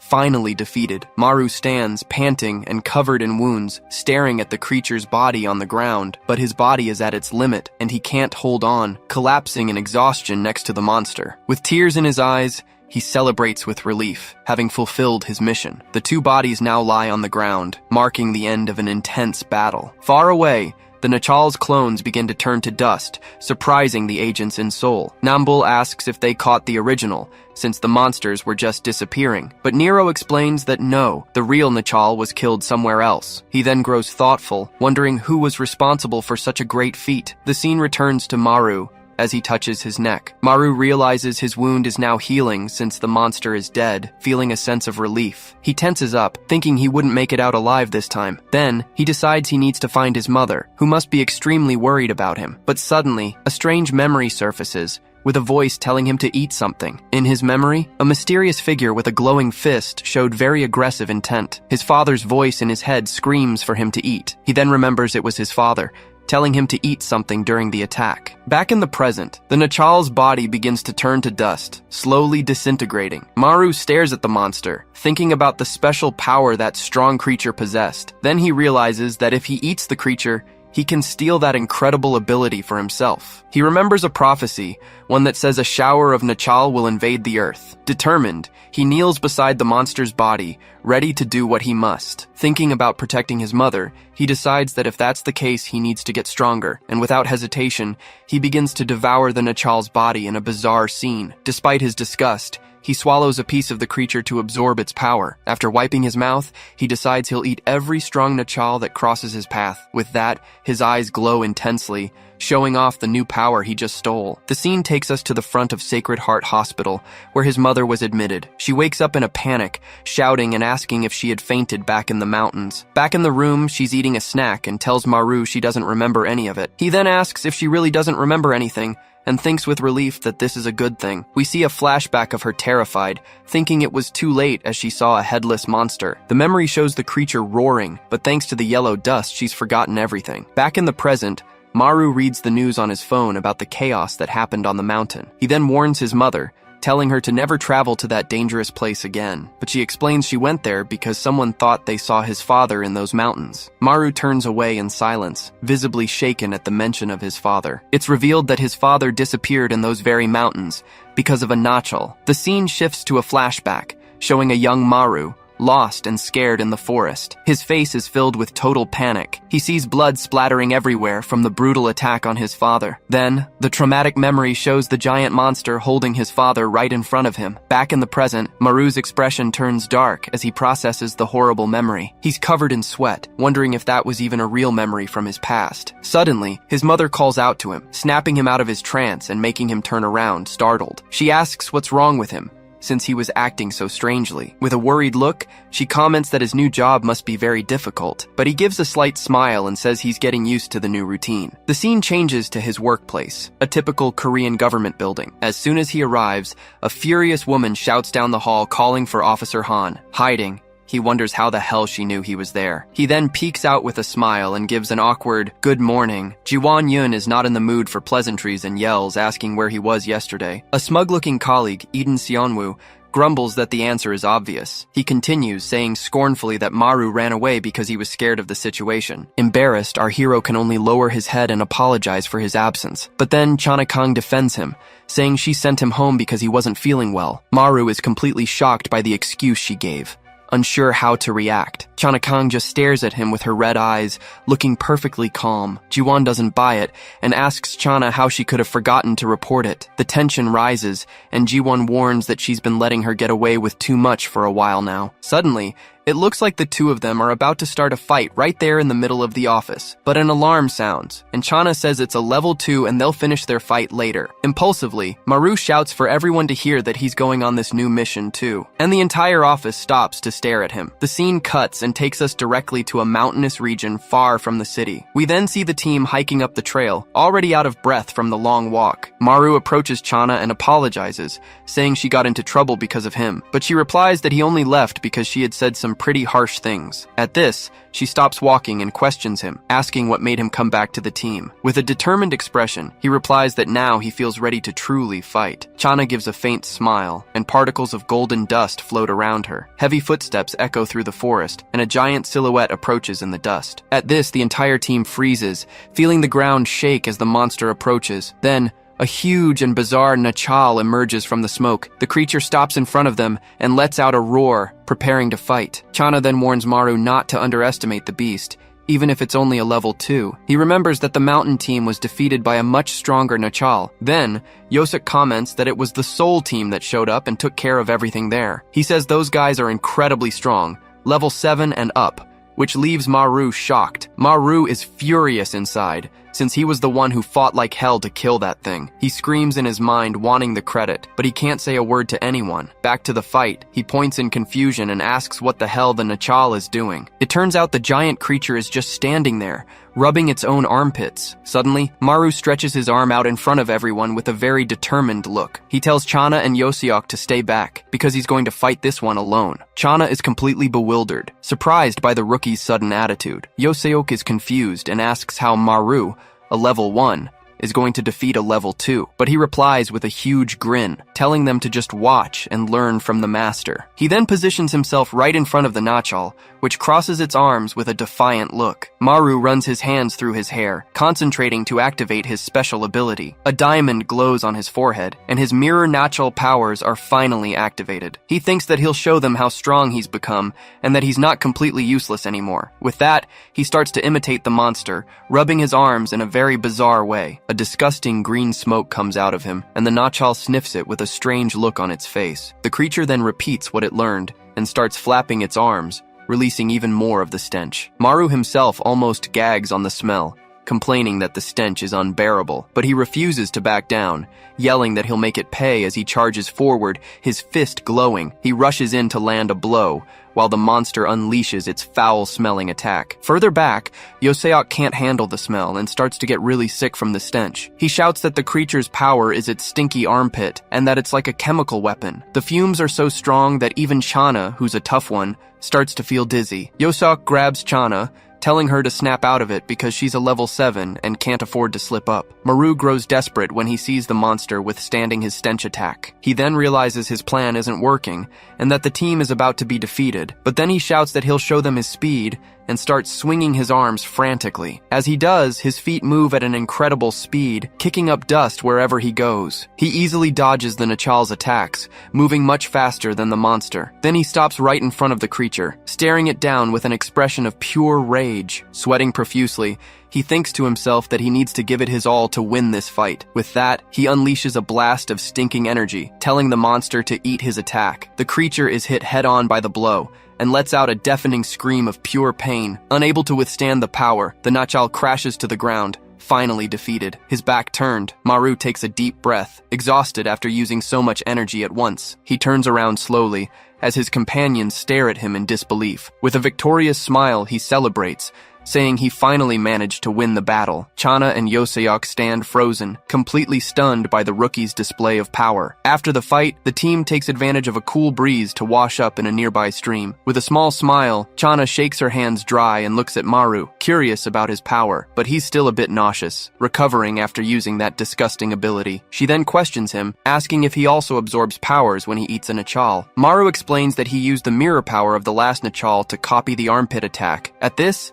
Yoseok starts mocking him, mimicking his pose and shouting, "Watch and learn!" He bursts out laughing, saying the armpit attack is the most embarrassing power he's ever seen. Maru turns bright red and agrees that, on second thought, it is a pretty weird ability, but Chana praises him, saying he did a good job and is showing that he's learning. He's surprised and flustered by the compliment, not expecting that reaction from her. But then she adds that, despite everything, she still finds it disgusting that he eats the monsters. The word disgusting hits Maru hard, leaving him completely disheartened by the comment. Then she tells him to rest up, as she and Yoseok are going to check the dust levels. He sits alone on the grass and sighs, feeling a bit down about the situation. He puts his face in his hands, thinking about how shameful it is to have a stinky armpit power. He laments that his fresh start and his chance to earn respect have gone down the drain. Suddenly, he hears a voice and slowly turns to see who's there with him. A mysterious figure, backlit by the sun, asks if he is indeed the famous Officer Han. With the sunlight in his eyes, Maru squints and asks who the man is. It's Director Ildu, who questions if he was the one who killed the level 5 Nachal on the mountain. With a swift movement, the director approaches and leans in towards Maru. He then continues, asking how he managed to do it, despite being only a level 1. Maru replies with a bit of an attitude, asking what the big deal is if he's weaker. Hearing the bold response, a faint smile appears on the corner of Director Ildu's mouth. He then introduces himself as a member from Seoul and invites him to join the team. Maru is completely shocked and asks if the man is really from the famous Seoul office. Director Ildu gives a slight smile and asks if he's heard of the team. Super excited, Maru says yes, because everyone says they're the best. But then he calms down and asks, a little confused, why he was chosen for the invitation. With a confident air, Ildu explains that he's very good at recognizing great potential. Maru is confused, wondering what kind of potential that man saw in him. The scene changes, and we see the director being called by Vice Director Young Yoon in the office. She questions him about where he was,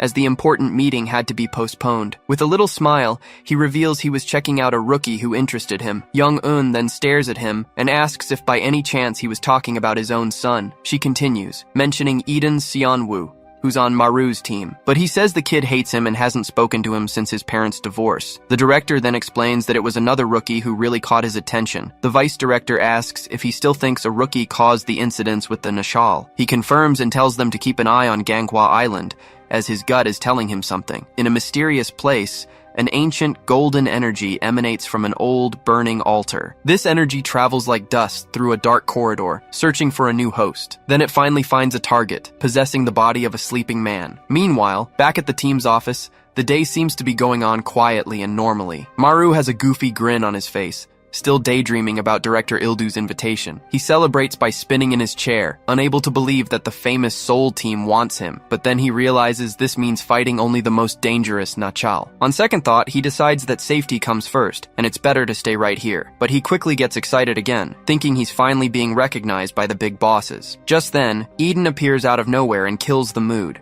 reminding him that he's just a level 1. Maru is totally confused, having no idea what his colleague is talking about now. With a serious look, Eden tells him to stop that silly, pointless little laugh. He keeps grumbling, saying that Maru's behavior is starting to really get on his nerves. Then he taunts him, saying Maru is just jealous because he's not good enough for Seoul. But with a sinister smile, Maru asks who he thinks he's calling a nobody. Furious, Eden slams the table and yells at Maru, asking what he dared to say. The taunt hits Maru hard when Eden calls him a stinky armpit clapper. He panics, wondering how the hell his colleague found out about his power. Then he sees Yoseok in the background and realizes the gossip spread the story to everyone. The office crew starts making fun of him, with Captain Diokman bursting out laughing. The captain can't contain himself, finding the rookie's whole situation hilarious. He points and keeps laughing, while Maru thinks about how much he hates that guy and everyone there. But then Jiwon Yoon steps in, telling everyone to stop making fun of Officer Han. Maru gets all emotional because she says he actually did a great job in the fight, but then she starts teasing him too,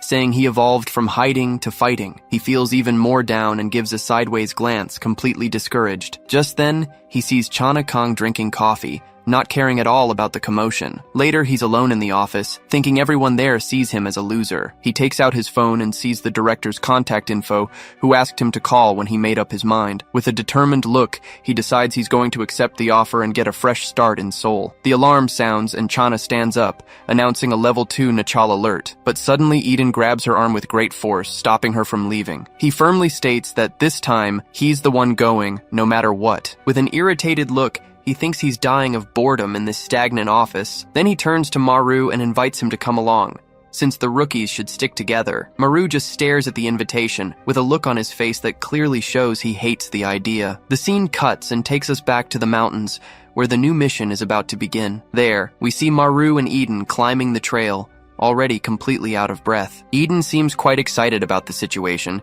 even though he's visibly very tired. Meanwhile, Maru thinks he doesn't want to spend another second with that idiot. He grumbles that this is going to be a pain, and he just wants to get it over with so he can call the director. Exhausted, Maru wipes his sweat and asks what he found around here. He then points to an old house, surrounded by a very sinister and strange dust. Maru gets scared and asks if the dust is coming from the house and if there are people inside. Without answering, Eden tells him to follow, but Maru thinks he's not his boss. Eden enters the abandoned house confidently, while Maru peeks from right behind him, scared. He analyzes the dust, saying it looks denser and could be a level 4. Inside, the place is a mess, covered in a thick layer of yellow dust. The dark smoke spreads through all the rooms, making it difficult to see anything. Maru warns him to be careful, because even though it seems abandoned, the Nachal could be nearby. But Eden completely ignores the warning and keeps walking without a care in the world. Suddenly, a loud noise comes from behind a door, indicating something is there. With a serious look, Eden says the monster is definitely hiding inside that room. He then tries to turn the doorknob to get in, but discovers the door is locked. Maru tries to stop him, but Eden shoves him and yells for him to get out of the way. He then says that if the door won't open,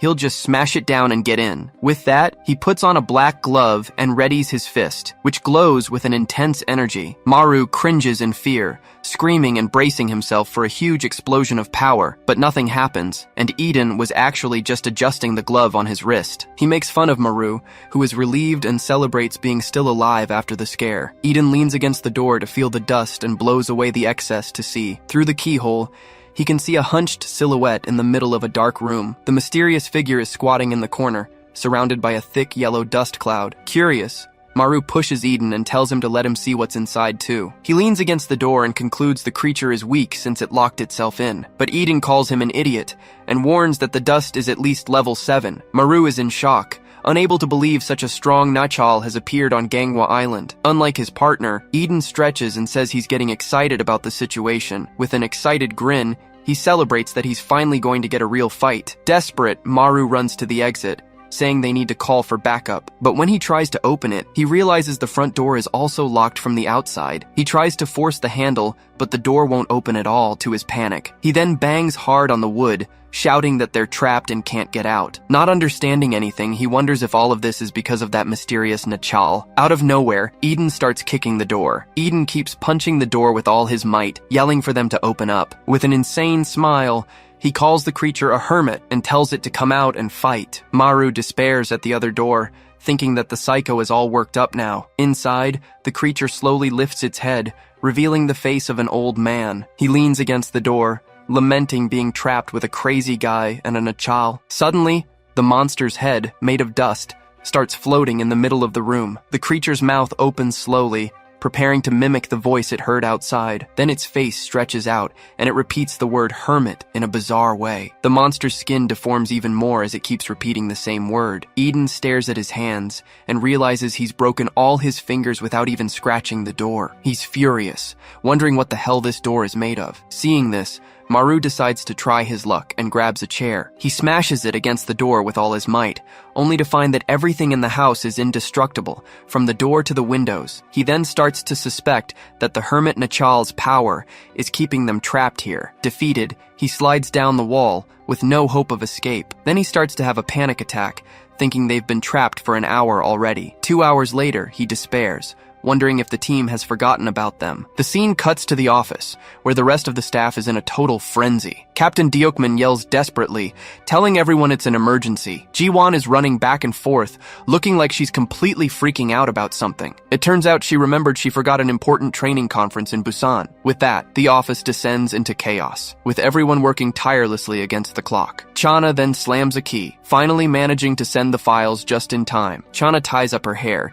getting ready to hand the files to the captain before he leaves. Then she slaps his hand, warning him that time is running out. With everything settled, the captain says goodbye to everyone and rushes off on his trip. Exhausted, Ji-won throws herself on the couch and announces that everyone can finally relax a bit. She enjoys the moment of peace and takes a sip of coffee, regaining her energy. The whole team sits down to rest, remarking that they can finally have some peace and quiet. But then it hits Yosok. He realizes it's been 3 hours since the rookies left. Ji-won gets stressed, saying this is why you don't send 2 rookies out alone. She then stands up and calls for Yoseok, while telling the others to be on standby. Chana gets up too, announcing she's going with them, because something must have gone wrong. Ji-won stares at her for a moment before getting closer to say something privately. She whispers, asking if Chana is sure, since the location is very suspicious, but she tells her not to worry, and the rescue team gets ready to leave. They arrive at the abandoned house, which is surrounded by a dense cloud of yellow dust. Inside, they don't find anyone and start searching, wondering where the 2 went. Yosok notices a shadow in the dust and wonders what that strange thing is. Suddenly, Maru and Eden appear, yelling not to close the door under any circumstances, but it's too late. The front door slams shut with a loud bang,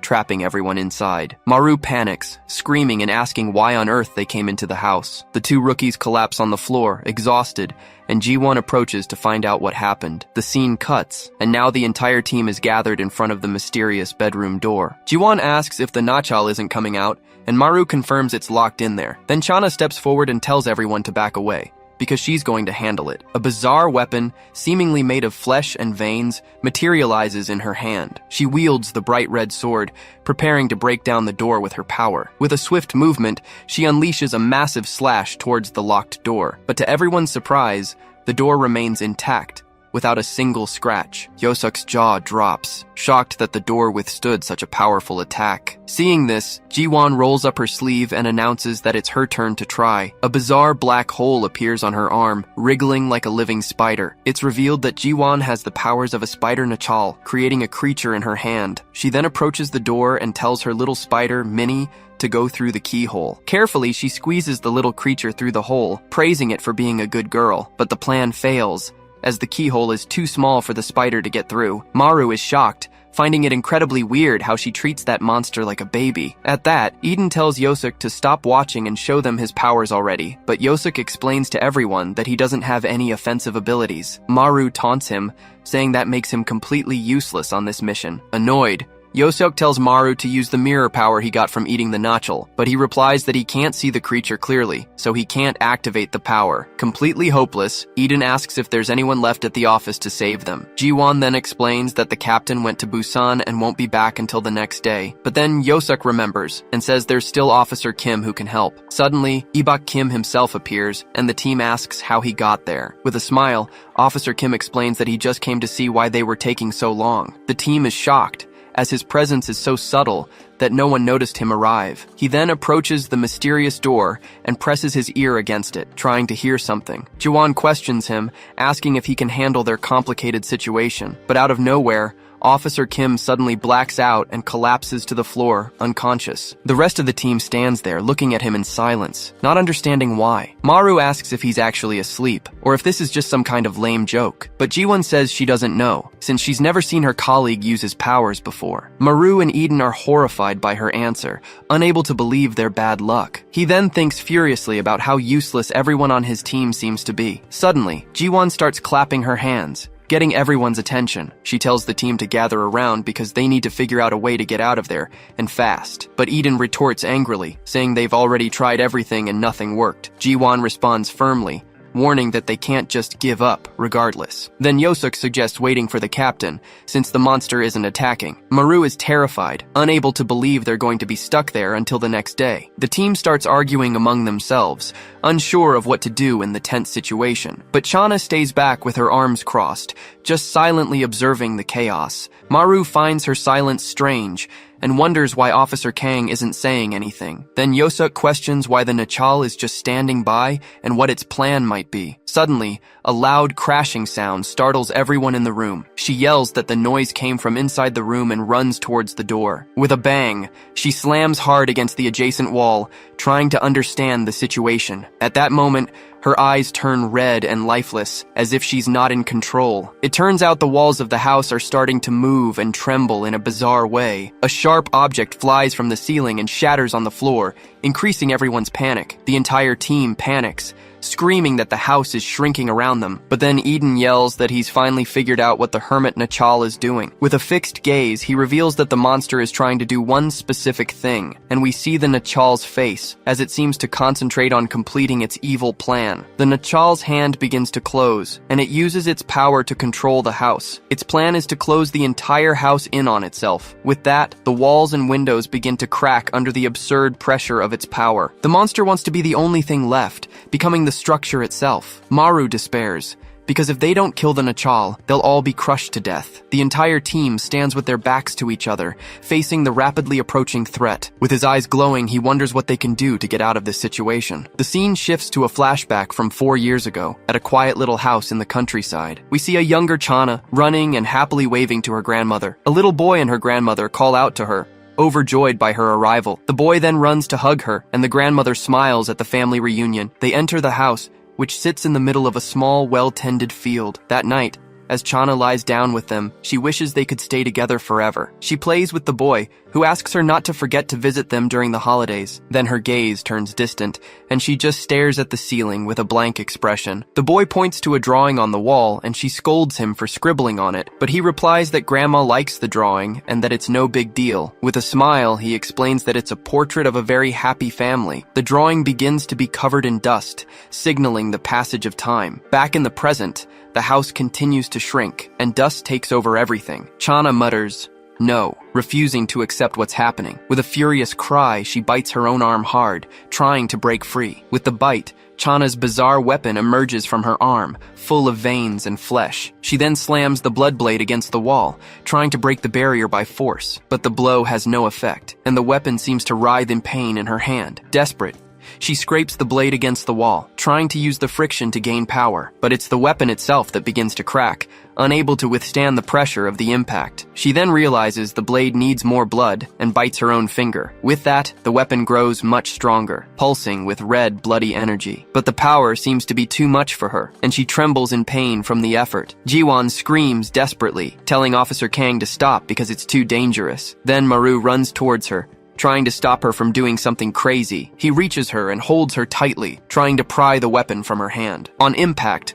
the blood blade snaps in half, breaking with a loud crack. Chana is in total shock, unable to believe her weapon has been destroyed. Her eye reflects the drawing on the wall, and a tear streams down her face. Just then, the wall with the happy family drawing begins to crack and tremble. The wall with the drawing shatters, throwing Maru and Chana out of the room. With the impact, the house's movement stops, and the team realizes the danger has passed. Maru gets up, a bit dizzy, and sees that Chana has fainted on the floor after everything. Seeing this, Jiwon runs to help, asking if Officer Kang is okay after the fall, but Maru explains that she lost a lot of blood, which is why she passed out. He then wonders what got into her to have such a desperate reaction. That's when Jiwon reveals a secret, telling him that this is Chana's grandmother's house. Shocked, he learns that her grandmother and brother were killed here by a Nachal. It's explained that she only survived because she managed to absorb the monster's powers. With this, Maru finally understands the reason for his partner's desperation. Chana remains unconscious,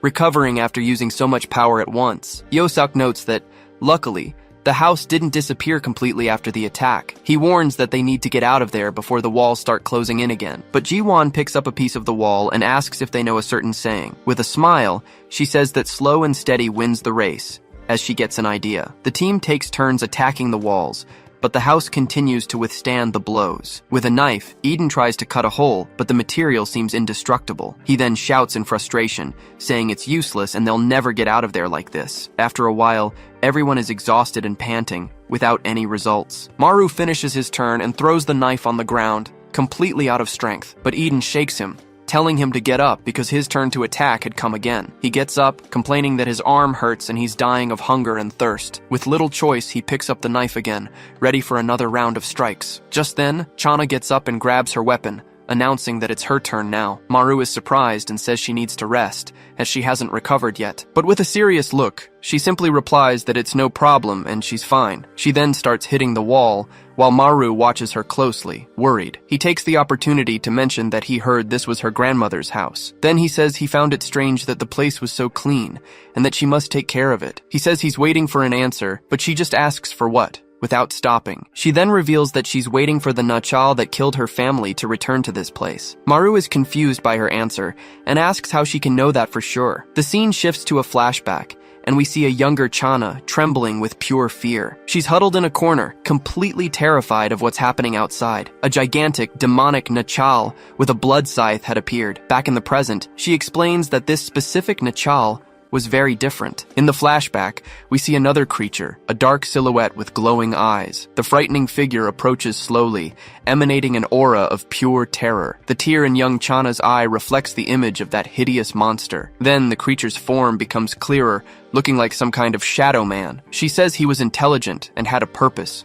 He wasn't just there to kill. Chana reveals that a horde will invade in a year, and he will return with them. Maru asks if that's why she, a level 7, is on the island's team. Then she faces him, asking if he disapproves of her only caring about her revenge. But he says no, and that he's not here out of duty either, and that the salary is good. Chana says he's going to Seoul because they pay much better there, leaving Maru shocked. It's revealed that she saw Maru talking to director Ildu that day in the forest. She starts to say that he knows the reason because he is a specific type of person. But suddenly the house starts to shake again, interrupting their conversation. Yoseok and Jiwon are startled by the tremor and wonder if the house is moving. The entire team then runs into the hallway as the walls start closing in again. They run desperately through the house as everything around them begins to crumble. Maru bites his lip with curiosity as he really wanted to know what she was going to say. The next morning, the sun rises and the house seems to have returned to normal for now. The team crouches, exhausted, and Eden asks if the movement has finally stopped for good. Yoseok sighs and asks when the captain will arrive to save them from this situation. But Jiwon explains that he must have gotten held up in Busan and won't be back anytime soon. In the corner, Officer Kim is still passed out on the floor, not moving at all. Maru and Eden just stare at their colleague,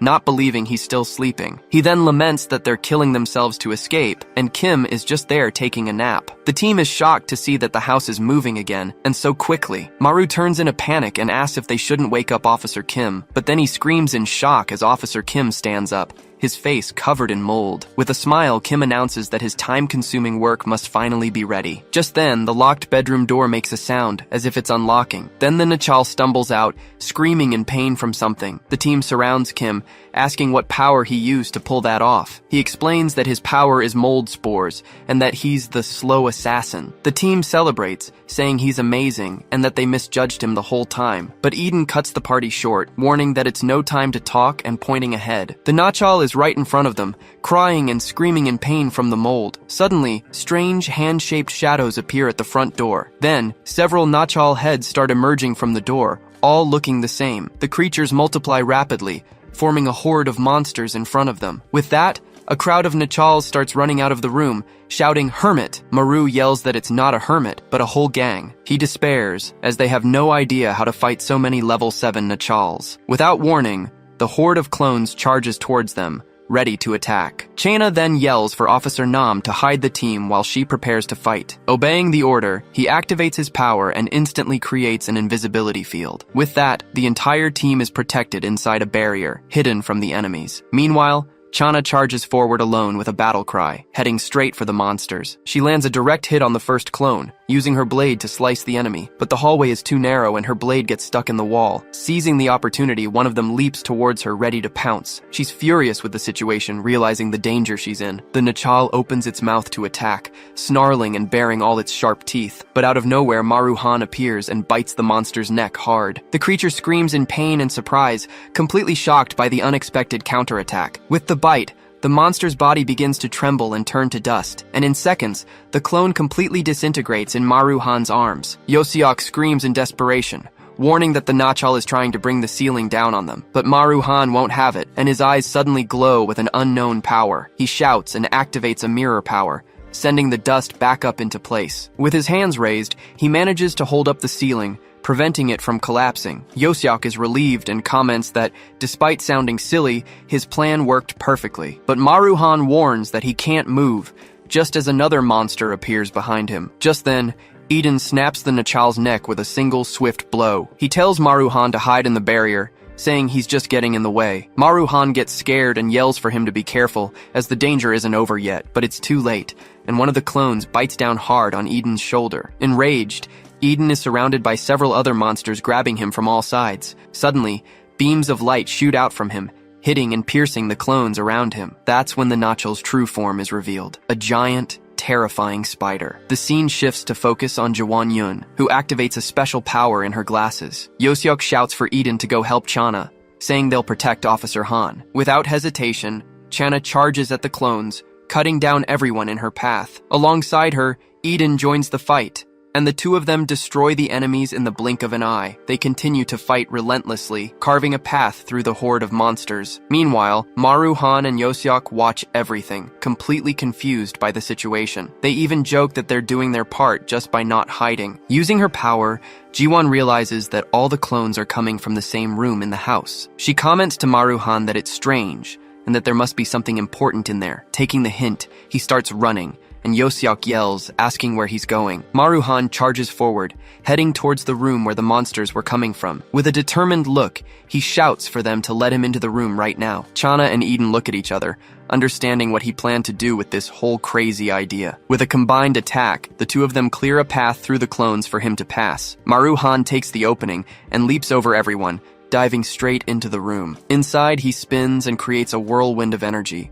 ready to attack the source. But when he looks up, he's completely shocked, not understanding what he's seeing. He freezes when he sees the room is filled with petrified, motionless bodies. At the center of it all, he finds the original Nachal's body, the true source of the power. Enraged, he curses the monster for hiding in there while sending its clones out to fight. Maru-han raises his hands and says that if this is what the monster wants, it's going to get it. Seeing that everything is about to collapse, Maru-han runs to escape the trap. The hole he entered through begins to close, revealing itself to be a kind of trap door. His face twists in pain as he feels the pressure of being trapped in that place. The passage closes quickly, with Eden and Chana watching desperately from above. They shout for Maru to run, and Eden reaches out his hand to try and pull him out. At the last second, Maru-han extends his arm, trying to reach his colleague's hand, and finally, their hands meet, and he's saved just in time. With all his strength, Eden pulls Maru-han up, saving him at the very last second. He throws Maru's body to the floor,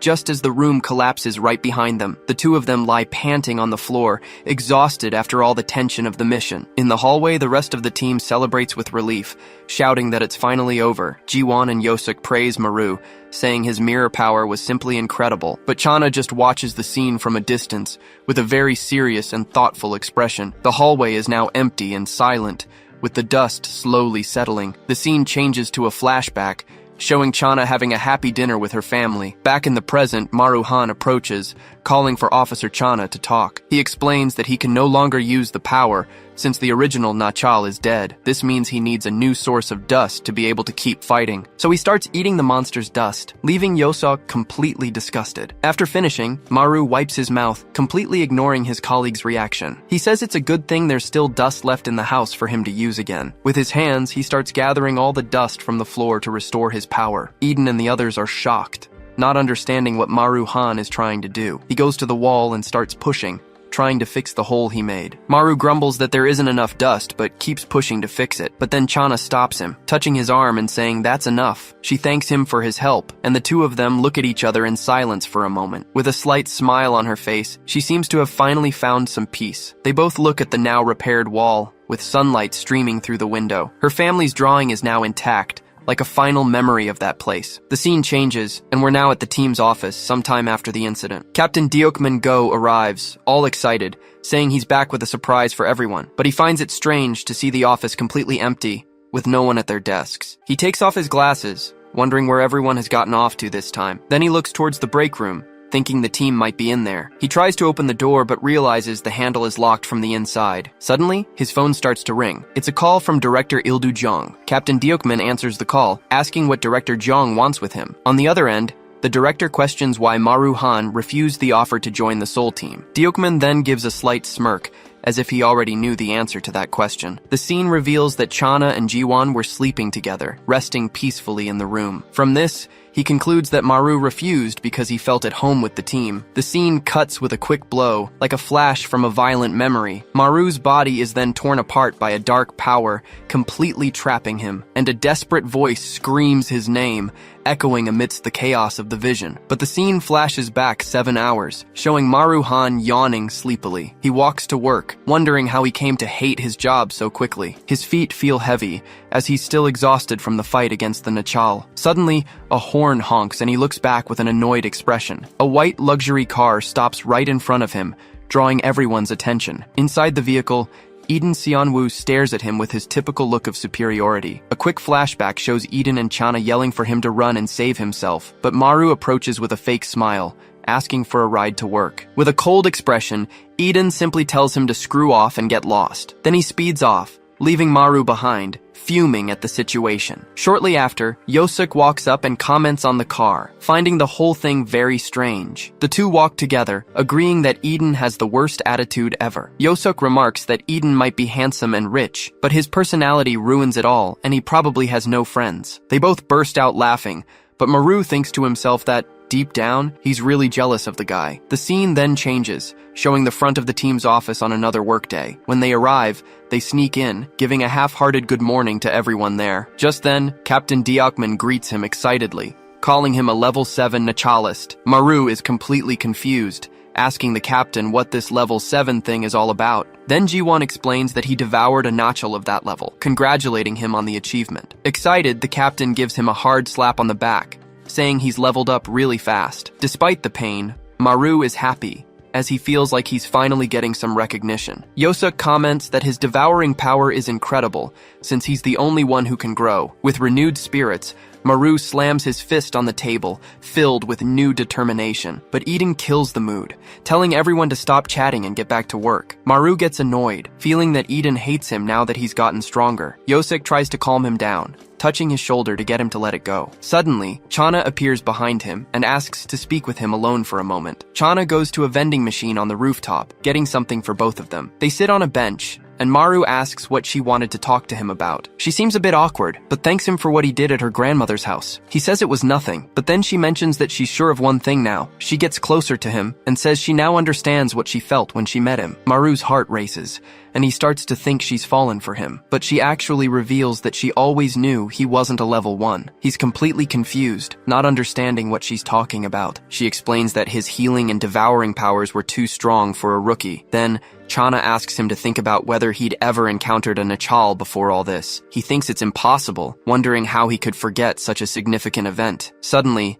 a dark, reddish aura starts to leak from a nearby building. The sinister energy grows stronger and stronger, creating tension in the air. Maru's heart starts to pound again, but this time out of pure terror. From the shadows, a monstrous foot emerges, and he wonders what kind of creature it is. A terrifying creature emerges from the shadows, with glowing eyes and huge, sharp teeth. Frightened, he clutches his chest, thinking he's having another panic attack because of the vision. Startled, he drops the soda can he was holding, and it clatters to the ground. Chana approaches, concerned, asking what's happening and if he's okay. He grabs his head, saying that he sometimes sees these strange and scary things. To calm him, she holds his hand firmly, trying to bring him back to reality. Then Chana assures him they're safe, because she's there to protect him from everything. Maru gets flustered and blushes at her sudden closeness, unsure how to react. Seeing his reaction, she's certain there's some secret in Maru's past. But then the captain arrives and breaks the mood, asking what's going on between them. Maru panics immediately, denying everything and gesturing desperately. Then Chana stands up, saying there's no point in dating since they're all going to die anyway. Her response hits him like a stab, and he says he has zero interest in it. He's left wondering if her lack of interest is just in him or in dating in general. The disappointment is so great that he just slumps on the bench, completely crushed. The captain makes fun of Maru for being rejected, but he feels strange about the situation. Meanwhile, Chana just stares at the horizon, lost in her own thoughts. The scene shifts back to the office, where the workday is coming to an end. Then Jiwon announces there's 1 hour left and tells everyone to check the dust meters. With that, the team gets ready to head out on another routine mission in the mountains. And so, Chana and Maru walk up the hill together to check the equipment. Maru feels awkward, thinking the captain made things weird between them. They finally reach the meter, and Chana starts to note down the machine's data. With a digital pen, she records all the important information on her tablet. Maru thinks they need to focus on surviving, leaving this nonsense aside for now. He worries, as they know almost nothing about how the Nachals really operate. Suddenly, a phone starts to ring, and they wonder where the sound is coming from. Chana realizes it's an emergency call and answers the device immediately. On the other end, Yoseok's voice warns that the captain has been caught by a Nachal. Badly injured, he tries to say where the monster went, but the call sounds menacing. Chana yells into the phone,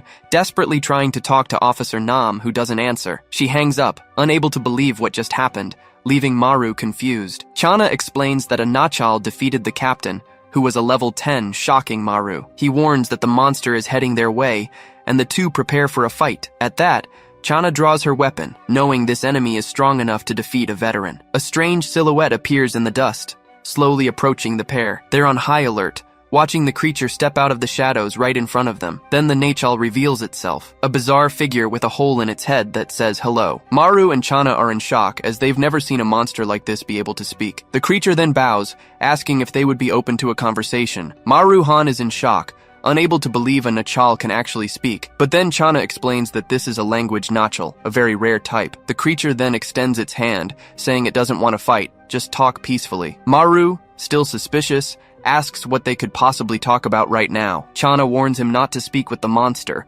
reminding him of the phone trap, but he insists, saying this is their only chance to learn about their enemies. Ignoring her warnings, he turns to the monster and asks where it came from. The creature then responds in a sinister voice that they are from the abyss. Maru is confused by the answer, as he has never heard of this place before. With a frightening smile, the Nachal reveals that the abyss is at the bottom of hell. He explains that sinners go there, condemned to eternal darkness. The mention of their lives leaves Maru even more shocked and curious about the revelation. His heart races as he begins to understand the terrible meaning behind it, and the monster confirms his suspicion, revealing that the Nachals were once people. Maru-han and Chana Kong are completely shocked by the monster's terrible revelation. He can't believe the Nachals were once people, remembering all the attacks. Then he starts to feel sick, thinking about what he's been eating all this time. Overcome with disgust, he can't hold it in and vomits right there in front of everyone. The Nachal then points at him and asks if it can ask a question now. Even though he's scared,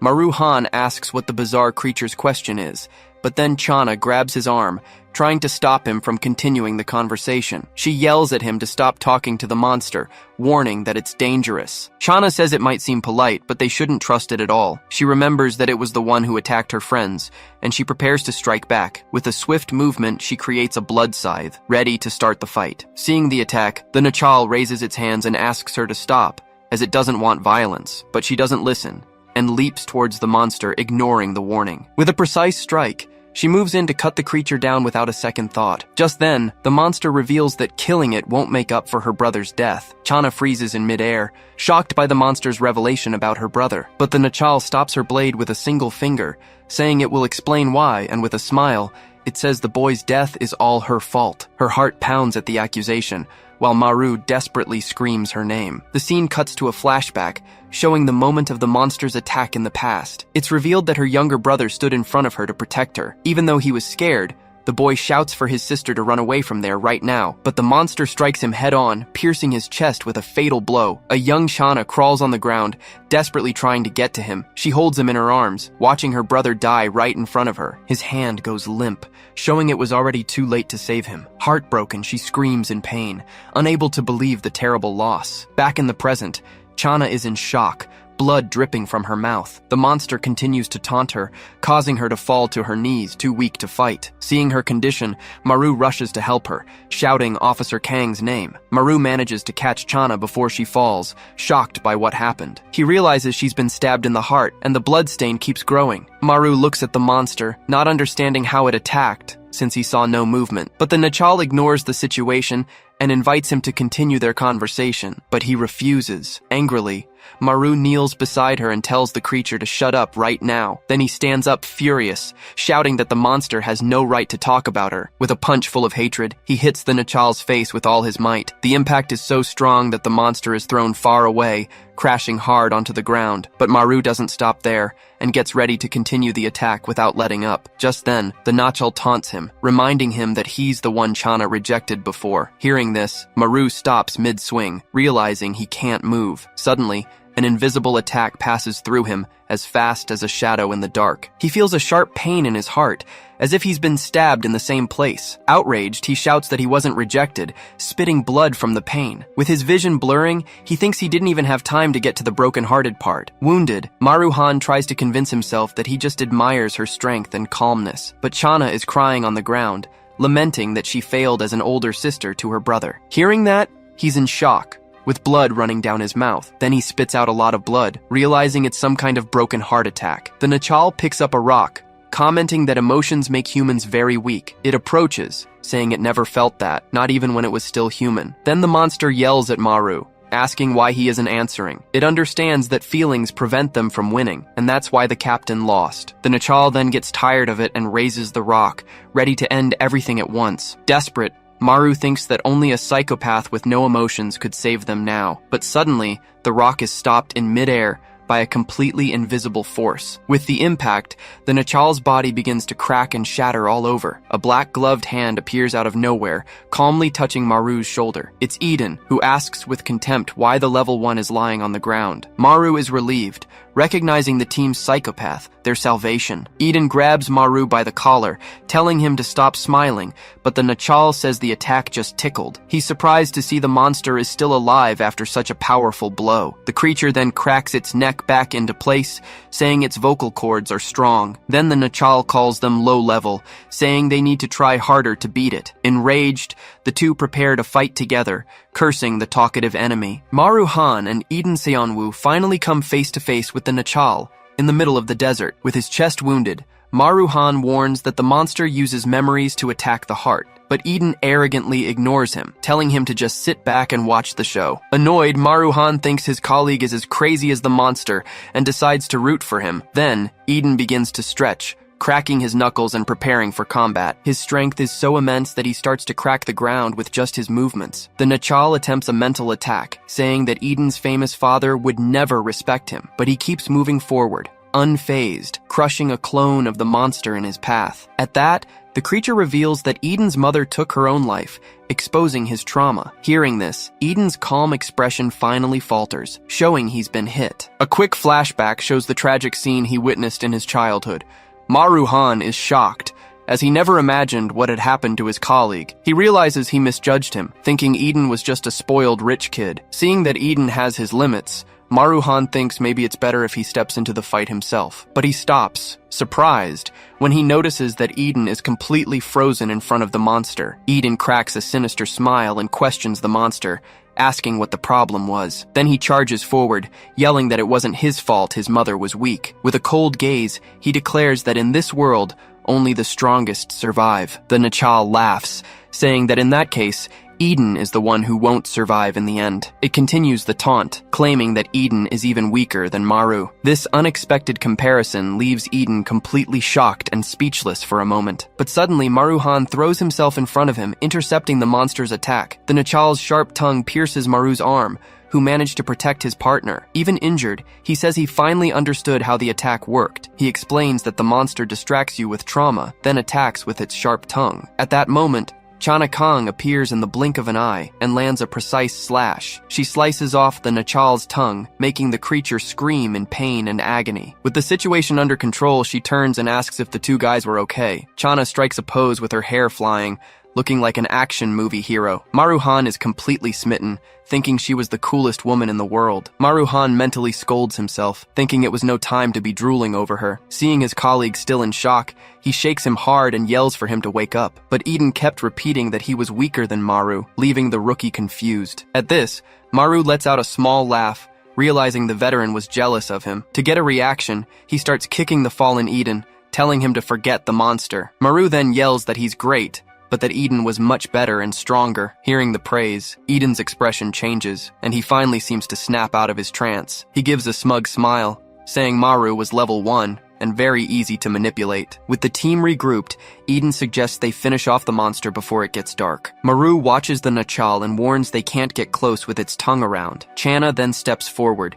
saying she'll fight while the creature isn't talking, but Eden stops her, saying she wouldn't be the one to do it now. Suddenly, Channa looks at her jacket and realizes her wound hasn't healed yet. Eden explains that the heart attack only heals if they kill the original Nachal. Seeing the situation, Maru-han decides to act and rushes the monster with everything he has. Maru-han starts to taunt the monster, acting as bait to draw its attention. Seeing that the plan worked, he realizes that now is his chance to attack. He yells for Eden to take care of Channa because he's going to use his new powers on the creature. But Eden calls him an idiot, explaining that his powers only work in enclosed spaces. Even wounded, Channa screams desperately, telling Eden to go help Maru right now. Without a second thought, Eden shoots off at high speed to reach his endangered colleague. He runs as fast as he can, trying to get there in time to prevent a tragedy. Meanwhile, Maru-han narrowly dodges the Nachal's tongue, which almost catches him. He panics when he realizes there are no buildings nearby to use his power. Not knowing what to do, he suddenly hears the sound of a horn right behind him. A white car slams on the brakes,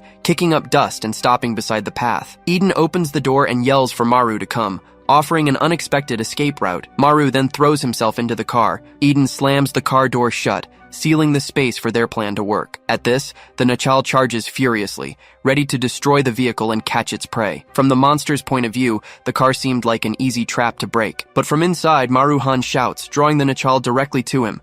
The creature then throws itself against the car, falling right into the agent's plan. Eden seizes the chance and slams the door shut, locking Maru inside. He yells that it was now closed, confirming the car was the perfect trap. Trapped in the car, Maru-han could finally use his real power. He smiles desperately, thinking that this was it, his definitive end. Outside, the monster's tongue whips through the air, ready to pierce the car's body. But suddenly, Maru is completely cut off. The monster continues to advance, not understanding the force holding it in place. Emerging from inside the car, Maru grabs the creature's neck with immense force. The Nachal is completely paralyzed, not knowing how he had escaped the car. In the glass's reflection, Maru faces the monster, now with the full advantage on his side. Inside the car, his power activates, creating dozens of identical clones. With that, a crowd of arms bursts out of the window, ready to attack the creature. The Nachal panics as it's grabbed from all sides by the hungry clones. Then, the swarm of clones devours the monster without mercy, in a scene of pure terror. The Nachal screams desperately as the clones continue their relentless attack. Slowly, Maru's copies drag the creature into the car. Outside, Eden pounds on the glass, screaming desperately for Maru to get out of there. He doesn't get why that idiot isn't getting out, making him even more frantic. At that moment, Channa runs up and worriedly asks what happened to Maru. But inside, the Nachal tries to reason with them, begging them to stop. It then compares him to his father, saying Maru was just as violent as he was. The provocation triggers a painful flashback, showing his father abusing him as a child. The memory of fear and pain makes his heart ache, bringing it all back. He remembers how his father held him tightly while he struggled, unable to escape. His father would just say that he had to do it, showing no remorse. The monster continues, asking if he felt relieved when his father disappeared. Stunned, Maru starts slapping himself, trying to break out of the mental trance. But the psychic attack is so strong that his ears begin to bleed uncontrollably. In agony, he screams with all his might, telling the monster to stop messing with his heart. Seeing the agent's desperation, the Nachal cracks a wide, sadistic smile. Then, the creature opens its mouth, preparing to continue the relentless mental assault. But Maru yells that its attack is useless if he can't hear, and lunges forward. His clones grab the monster's mouth forcefully, trying to silence it once and for all. With that, one of the clones clenches its fist, concentrating all its energy for the final blow. An intense light erupts from inside the car, which begins to be crushed by the pressure. Outside, Channa panics and screams desperately for him to stop. Eden quickly grabs her and pulls her back, telling her to get away from the danger. The vehicle continues to be compressed until it can't take anymore and breaks apart, and then everything explodes in a shower of blood, scattering debris everywhere. Channa notices that with the explosion, the monster's dust had finally disappeared. The two of them stare at the destroyed car, processing the tragic end of the battle. She runs to the wreckage, saying they need to get Maru out of there right now. But Eden stops her, saying regretfully that there there was no way he could have survived. Chana turns with a determined look, saying his healing power was special. Chana tears at the metal, yelling that they need to get Maru out before the dust disappears. She tries to clear a path through the wreckage, while Eden just watches the scene in silence. But then, he also grabs a piece of metal, determined to help his partner. Furious, he yells at Maru, calling him an idiot for crushing the car with himself inside. Meanwhile, Maru was floating in a dark void, unable to feel his own body. He could no longer see the Nachal nearby and wondered if he had finally defeated it. But then, he remembers the last words the creature said before it disappeared. The monster had tried to warn him about something, starting to talk about and then he remembers the final word the Nachal shouted, abyss. The creature warns him that the abyss was looking for him, and that he should remember its call. Maru is confused by the warning, not understanding what this talk of a call meant. Suddenly, the Nachal's spirit screams with all its might, telling him to wake up for good. Startled, Maru wakes up back in the real world, completely disoriented and scared, and suddenly, his stomach started to rumble very loudly, and a dark, monstrous hand emerges from within Maru's body. This creature of darkness lunges at a young Maru Han, pinning him to the ground. The monster stares him down with its sharp teeth, ready to deliver the final strike. Completely terrified, Maru Han wonders what the hell that terrifying thing was. The creature growls right in his face, showing its full murderous intent. With a sinister voice, it asks if he finally remembered it now. The image leaves Maru paralyzed. In a flashback, we see a young Maru trembling with fear as he faces a great threat. It was another Nachal, an even more savage and monstrous version of the creature. The monster licks its teeth, hungry and ready to devour its next victim. Little Maru tries to pull his father, warning him it's a monster and they need to run, but his father grabs him forcefully by the shirt with an expression of pure rage. He yells, "No!" and that Maru was the one who would fight that thing. The boy is confused, asking in a panic why he had to do it. With a cold look, his father explains that he needed to obtain the Nachal's special power. He explains that this is the only way to reach the dreaded abyss. With that, the father simply throws his son to the ground right in front of the creature. Little Maru is paralyzed, trembling and crying in sheer terror on the dirt floor. And then, the monster lunges forward with a savage roar,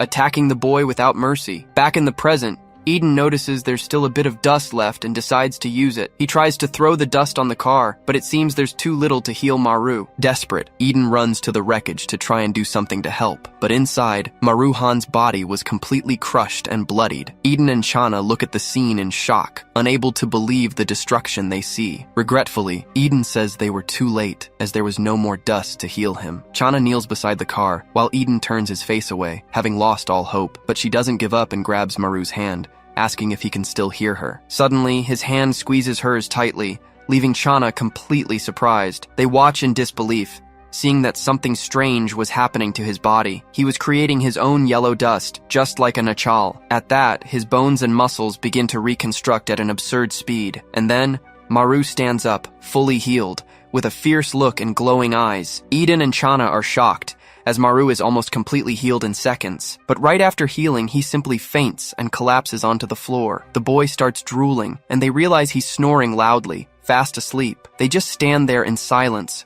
completely baffled by what just happened. Furious, Eden starts jumping on him, screaming and demanding to know what the hell he is. Maru wakes with a start, aching all over, confused as to why his teammate is beating him up. Eden grabs him and demands to know why he releases yellow dust, just like a Nachal. Maru then remembers what happened, mentioning the devouring Nachal from his past. He explains that he didn't recently gain this devouring power, but has had it since he was a child. As the memory returns, he reveals that it was his own father who forced him to do it. In his mind, he wonders once again why his father did that to him. The memory hits him hard, and he starts to feel sick, vomiting on the floor. Eden backs away, demanding he say something and explain what's going on. But Chana stops him, explaining that Maru is having a panic attack and to leave him alone. She then gives Eden a serious look, warning him that whatever happened here stays between them. Eden argues that Maru is part monster and they need to notify headquarters, but Chana tries to calm him down, saying they don't know why he creates the dust. Worried, Eden asks what they would do if Maru became as dangerous as the Nachal. Chana looks him in the eye and states with certainty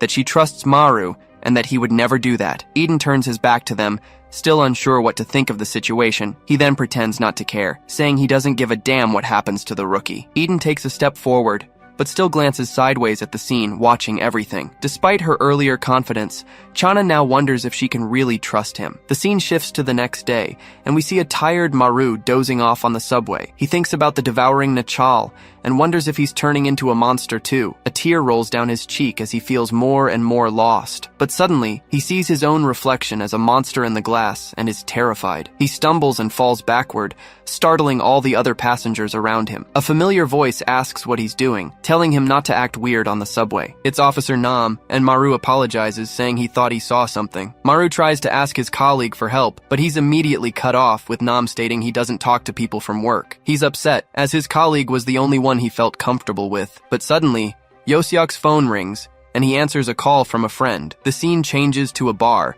where Yoseok is meeting his friend as planned. Already a bit tipsy, he tells his friend Wooju to request a transfer and get off that team. Wooju agrees, but soon notices someone else is with them and asks who it is. It's Maru, who's chugging a glass, and Yoseok asks why he followed him. Drunk, Maru explains that things have been weird, and he didn't want to be alone. He's excited to meet someone from another team and asks why Wooju wants to leave. With a sigh, Wooju replies that his team is a bit difficult to deal with, but Yoseok gets angry, saying that's a lie and that they're picking on him. Maru is shocked to realize it's a case of workplace bullying. Yoseok says Wooju is too nice and that he just needed to mess up to get out. It's revealed that Yoseok was also on that team and was the one who suffered the most there. Furious, Maru yells, asking what kind of team would do that. Yoseok says they are the worst kind of human trash, a group of very bad people. We are shown a silhouette of the team, a group of intimidating-looking agents. Maru becomes thoughtful, wondering what he meant by bad people. Then, Yoseok warns that there are many bad people in the service,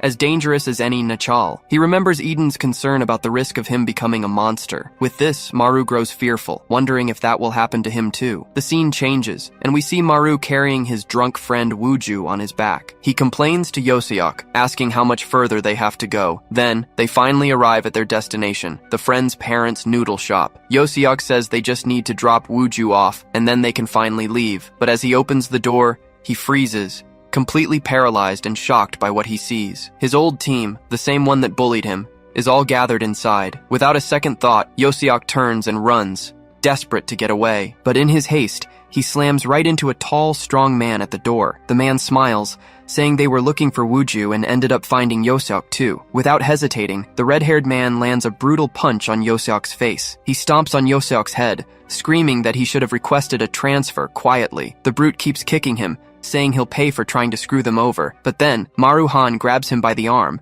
pointing out that they work on the same side. Annoyed by the interruption, the man glares at Maru and asks who the hell he is. Maru confidently introduces himself, saying he's from the Ganghwa Island team, along with Officer Nam. The man lets out a mocking laugh, asking if that's the so-called team full of losers. With that, he lands a heavy blow on Maru, yelling at him to never touch him again. The blow is so strong that Maru is sent flying, crashing hard onto the shop floor. The attacker approaches and curses him out, calling the rookie a piece of trash. At the same time, another team member kicks Yoseok, shouting that he hates weak people like him. They continue to beat the man mercilessly, taking advantage of him already being on the ground. The bully then turns to Maru, saying his parents must regret the day he was born. Hearing this, something in Maru snaps, and a golden dust begins to pour from his mouth. Inside the noodle shop, the already tense situation was about to explode. With his eyes glowing in fury, Maru-han slowly stands up, ready for a fight. Meanwhile, the bully kept punching Yoseok, screaming that he snitched on them. He says he swore to kill Yoseok if he ever found him, and now he was going to keep that promise. The other gang members mock him, saying they didn't expect to find him there. A powerful aura envelops Maru as he rises with a completely different presence. Suddenly, the shop's door slides open and a mysterious figure enters. The brute turns around, confused about who was interrupting their fight. In the blink of an eye, the newcomer lands a solid punch right in the bully's face. The impact is so strong that the man flies back, shattering a table in the process. The rest of the team is in shock, wondering who the guy who just showed up was. It was Eden. He steps on the fallen bully and calls him a weakling from the Ganghwa team. Maru, still transformed, slowly approaches his teammate, staring him down. But Eden pokes him, whispering that he'd kill him if he released his dust in here. He then feigns surprise, saying he followed him to make sure he didn't do anything stupid. In a quick flashback, it's shown that Eden decided to follow Maru after seeing him with Yosuke on the subway. He found it suspicious and kept an eye on him, not understanding what the rookie was up to. But suddenly, he spots Chana on the other side of the car, also acting suspiciously. The agent was there, watching everything, even after saying she trusted Maru. Eden chuckles, as both he and she were worried about the rookie. Back in the present, Chana arrives at the shop and asks what the hell is going on. She rushes to help Yosuke, who was on the floor, beaten and bruised, asking if he's okay. With a cold stare, she informs the other team that despite the attack, they're leaving. But a woman from the other gang says they can't leave because her guy is hurt. Then their leader says that as former colleagues, they still have business to settle with Yosuke. Chana warns them, reminding them that everyone could be punished by headquarters for the fight. But the woman retorts, saying they'd be the ones to blame in the end. At this, the brute gets enraged and yells that no one is getting out of that shop alive. He then leaps towards Eden, ready to end the fight once and for all. But Eden just smiles, saying that if there's going to be trouble, they might as well make it worthwhile. Seeing their chance, the attackers charge at Eden, surrounding him in the middle of the shop. Desperate, Maru-han tries to run to help, shouting his partner's name, but Chana stops him, yelling for him to stay put and not move. She warns him that he can't transform there, as it would reveal his secret to everyone. With the shop in a mess, Chana kept supporting Yosuke, who was badly injured. Then she gets ready to fight, zipping up her jacket with a determined look. Just then, one of the bullies manages to grab Eden from behind, leaving him defenseless. Their leader lifts a stool, shouting that Eden is done for and that he's going to finish him. But suddenly, an object flies at high speed, cutting through the air like a projectile. The attack hits the brute square in the stomach, making him scream in pain. It was Chana, spinning a mop handle as if it were a fighting staff. With a precise strike, she hits the other guy's legs, and he also falls to the ground. The two bullies roll in pain, screaming and cursing because of their injuries. Chana then warns them to stop now if they don't want to get hurt even more. Just then, their boss arrives, asking why they were fighting with civilians. The boss asks who she is, leaving Chana surprised by his sudden appearance. He then formally introduces himself, saying he is the captain of the Gyejeong Mountain team. Relieved, Chana introduces herself, explaining they are from Ganghwa Island and that there was a problem. She explains that his team attacked them and suggests that he, as the captain, should control them. But without warning, the captain lands a full-force punch on Chana's face. The blow throws her to the ground, leaving everyone shocked by the violence. He then says they aren't civilians and asks how she dares to hit his people. Yosuke is in disbelief as the captain slowly turns his face towards him. With a cynical smile, he greets Yosuke, saying it's been a while. Seeing this, Maru-han is shocked to realize his teammate has passed out on the floor. His heart races with anger, and yellow dust starts coming out of his nose. The sight of Chana's bleeding face on the floor was the final trigger for him. Overcome by fury, Maru begins to transform right then and there, unable to control himself. Eden panics and desperately yells for Maru to stop it right now, but it was too late. Maru-han lunges forward with absurd speed, leaping at the captain. The man is completely shocked, unable to even react to the surprise attack. With a devastating blow, Maru smashes the captain's face, breaking all his bones. He continues the assault, crushing the man's body against the floor with brutal force. The captain falls unconscious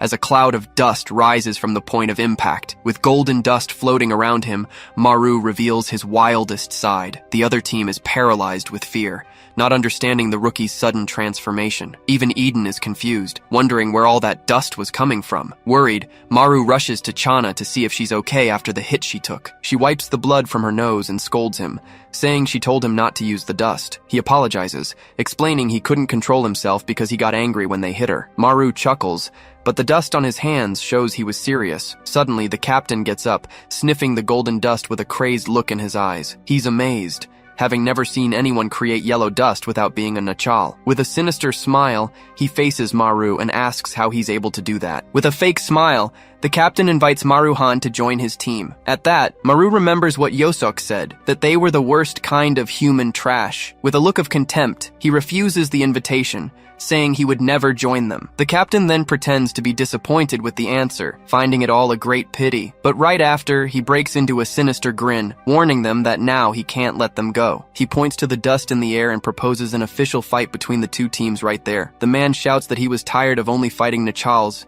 and wanted something different. The Ganghwa team is completely shocked, not understanding the madness of that team. Suddenly, the other team begins to transform, revealing they are all monsters. Sitting in a chair, the captain orders everyone to line up, ready to lay down the rules. But Chana finds it ridiculous and isn't willing to follow his orders. He then points to their team, preparing to explain how the fight would work. It's explained that it would be one-on-one, and the winning team would take Yosok as their prize. With that, the captain promises to forget what Yosok did, leaving the young man trembling in fear. Then, he turns to Maru and calls him a human nachal, leaving the rookie shocked. Maru can't believe it, as he never imagined his secret would be discovered so quickly. The man continues, threatening to tell headquarters about his power to create yellow dust, but he promises to keep his mouth shut if Maru agrees to participate in the fight. Chana realizes there's no arguing, thinking this captain is a joke. Eden even considers just knocking out the captain, ending this farce once and for all. But Chana warns him that the others wouldn't just stand by, and it would turn into an ugly brawl. The captain says it's a friendly fight, and the first one to give up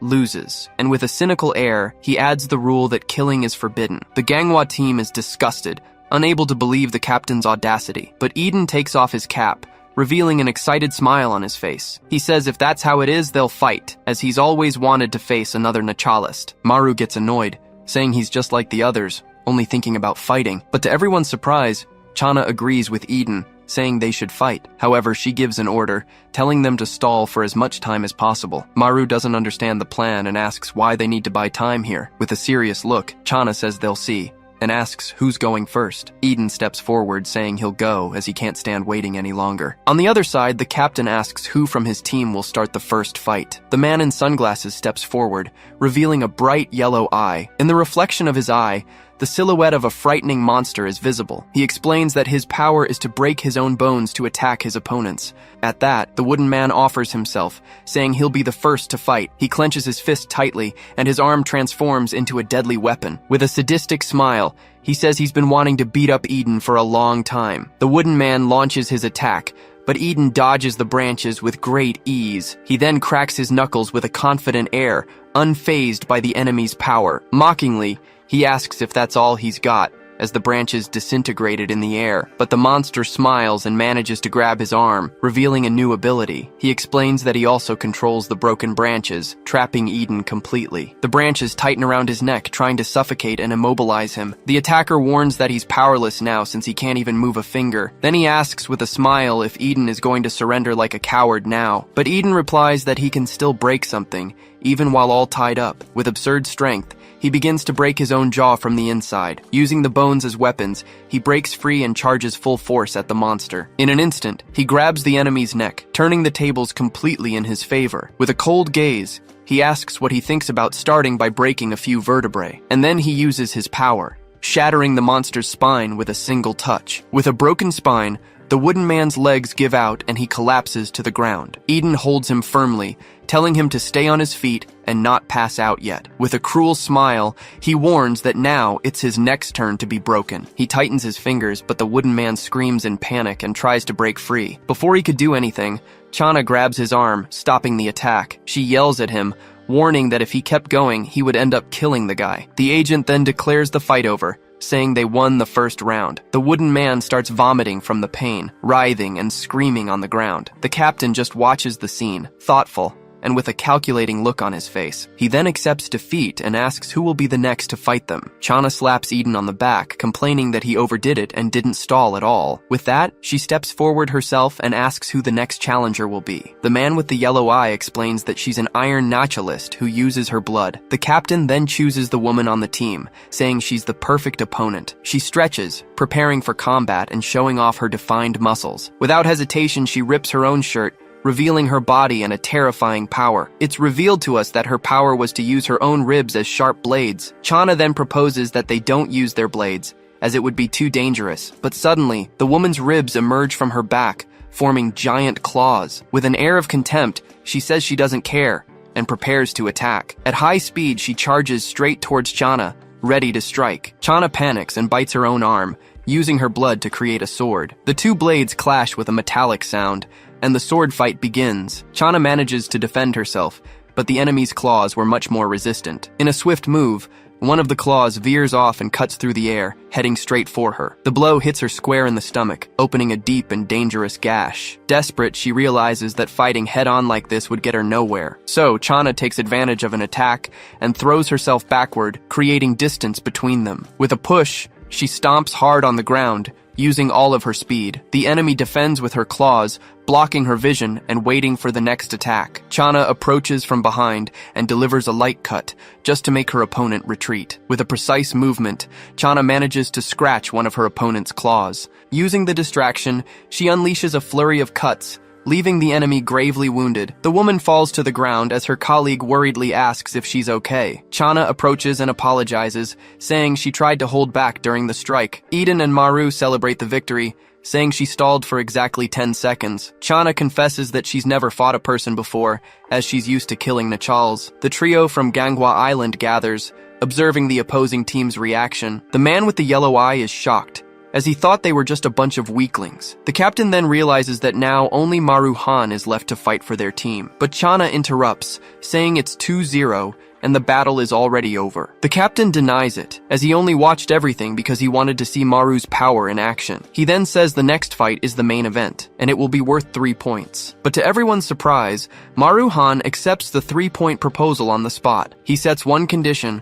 saying he'll only fight if it's against the team's captain. Seeing his blunder, his colleagues panic, calling Maru a complete idiot. The captain cracks a smile, accepting the rookie's challenge with great confidence. But suddenly, the other agent's eye begins to glow, and his heart races. In his eye, the silhouette of a monstrous creature could be seen forming. The vision showed the creature tearing everything apart, as if it were trying to escape. With that, the man screams in pain, while his partner holds him, not understanding what's happening. The man wondered if Maru was even human, because the boy's aura was gigantic, leaving the powerful director in complete shock. The captain says he can't fight, since he's the referee of their competition, but he offers a deal saying he'll let Maru fight the strongest on the team. At that moment, Wuju is dragged inside, confused about what's happening. The captain calms him down, telling him his parents have already gone home and he has nothing to worry about. With that, he shoves the boy at Maru, claiming he's the strongest one. Yoseok tries to intervene, desperately pleading with the captain to stop this madness, but he tells Yoseok to shut up,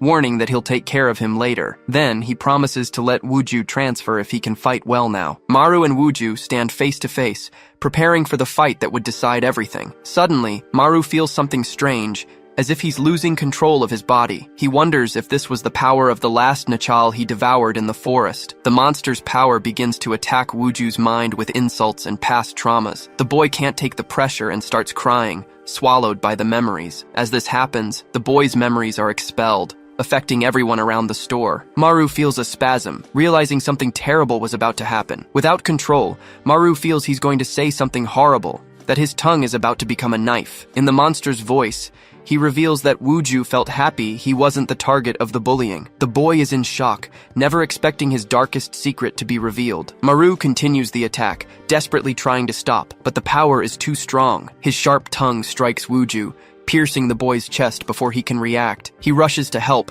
saying his power acted on its own and that he wasn't in control. Injured, Wuju apologizes, likely for feeling relieved at his friend's suffering. But suddenly, the boy retaliates, and Maru doesn't understand what's happening. It's explained that Wuju had the power of the poison Nachal, and he has now activated it. The poison begins to burn Maru's skin, and he screams in pain and agony on the floor. Seeing this, his teammates run to help but are stopped by the captain. The man tells them to back off, as the two were still fighting and the battle wasn't over. He approaches the fallen Maru and asks how long he can take the pain. He warns that the poison will melt his organs and asks if he wants to give up. But even in his suffering, Maru firmly says he has no intention of giving up the fight. The captain tells him to stop wasting time and show his true power already. He warns Wuju that if he wants to win, he'll have to attack for real. But with his face melting, Maru says he doesn't care about his rules. And then, he charges at the captain with everything he's got, yelling that he's going to end this. The captain faces him, saying that's not allowed and he should follow the rules. He says the game has already started,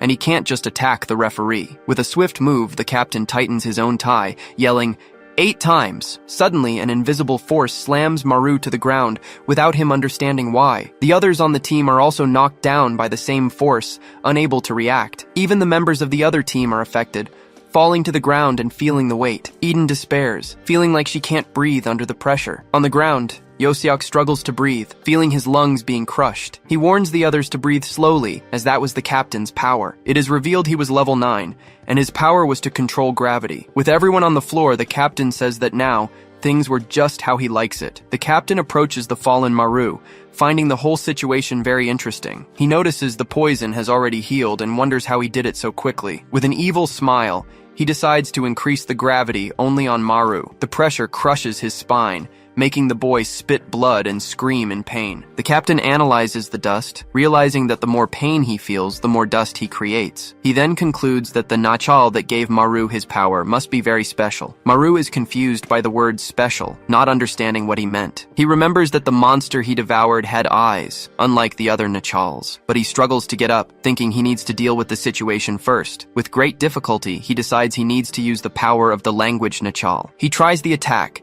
but the captain shows no reaction, as if nothing affects him. Maru despairs, realizing the captain seems to be emotionally invincible. The man calls him a psychopath, saying he's the worst kind of person to be a naturalist. With that, he pulls out a knife, determined to investigate Maru's power more deeply. He says he hates not knowing things, and he's going to find out where the dust comes from. With the knife at Maru's neck, the captain asks where his power comes from, but suddenly, the knife shatters, releasing a bit of golden dust into the air. Eden shouts, "Now!" giving the signal to Chana, who was just waiting for the chance. She quickly grabs a shard of glass, preparing to use it as an improvised weapon. With a clenched fist, she concentrates her energy to turn the shard into a blade. In a flip, she lunges at the captain, ready to strike with all her might, but he turns in time, dodging the blow and escaping the surprise attack. He then increases the gravity 20 times, unleashing all his power at once. The pressure is so intense that everyone collapses, unable to breathe properly. The captain steps on Chana's weapon as she lies on the floor, too weak to keep fighting. He explains that with increased gravity, the brain doesn't get enough blood and you pass out. Maru despairs, screaming his teammate's name, who was unconscious on the floor. Taking advantage of the distraction, the captain pulls the blood sword from Chana's arm. With the weapon in hand, he faces Maru and warns him that now the fight is just between them. With a sadistic smile, he tells Maru to get ready, because they were going to have a lot of fun. On the verge of passing out, Maru thinks he needs to do something to escape the gravity, but suddenly, a knock on the door interrupts the fight, surprising the captain. With his sword in hand, he warns that the shop is closed, trying to send away whoever it is. Outside, the silhouette of a man forms against the glass door. A black goo starts to seep from under the door, spreading across the floor. The goo spreads and begins to float, lifting everyone on the ground into the air. Eden watches in fear, not understanding what the hell that strange black goo was. Almost unconscious, Chana laments that help had finally arrived too late. The captain from Ganghwa Island had finally come to save his endangered team. He realizes the situation was bad, and that things could get even worse. So he takes the chance to send a text message asking for backup. On his phone, he types, "We have a problem. We need you, Captain," asking for help. At the shop's door, Captain Deokman Go watched the scene with a calm gaze. It's revealed that he possessed the power of the Nachal of Darkness, one of the rarest. Floating in the darkness, Maru wonders what's happening and where he has gone. With his power, Deokman Go traps the other captain with threads of darkness. The black goo rises and suffocates him, pulling the man into its dark domain. And then, the enemy captain vanishes completely, as if he never existed. Alone in the darkness, he wonders what happened and where he had ended up. The darkness strips away all his senses, sending Maru into a total panic. He rubs his eyes, feeling his entire body numb and lifeless. Meanwhile, the enemy captain also doesn't understand what's happening to him. Suddenly, Eden emerges from the shadows and attacks him from behind, catching him by surprise. He squeezes the captain's neck hard, who gasps for air and starts to drool. Tears stream from the man's eyes as he's unable to react to Eden's attack. Powerless, the captain collapses to the ground, completely defeated and out of the fight. Back in reality, Maru shivers from the cold, feeling a strange, empty sensation. He bites his own arm, desperate and pleading for help to escape the nightmare. But Deokman Go grabs him firmly,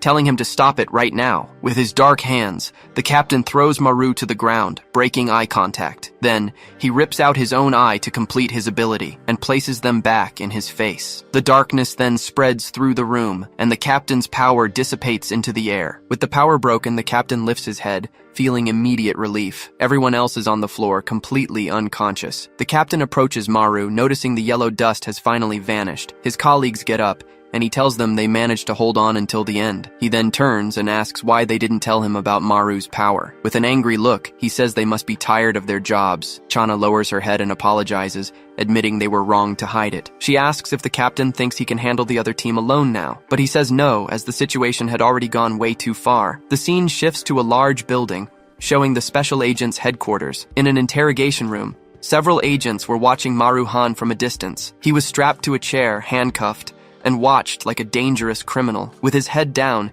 he wondered what would happen to him after all this. Meanwhile, in a luxurious meeting room, an important decision was being made. The headquarters directors were discussing Maru's future and the incident with the other team. Vice Director Yang Yun announces that, from now on, they will handle Maru Han, but Captain Deokman Go refuses, saying they couldn't do such a thing. Yang Un gets angry, reminding him that Maru creates yellow dust, which makes him dangerous. Slamming her hand on the table, she yells, asking what they would do if he used his power. But Deokman Go calms her down, explaining the incident only happened because of the attack. He then blames the director, reminding him that he knew the enemy captain was rotten. Director Ildu Jong becomes thoughtful, as he was the one who gave the psychopath a team. Young-un tries to defend the director, but he cuts her off, saying it was fine. Director Ji-won-yoon then says that character doesn't matter much in the special service. The director says it doesn't matter if the captain is a psychopath, because he's useful in a fight. And with a smile, he taunts Deokman, saying at least he doesn't run from a fight. Deokman Go retorts that the same applies to Maru,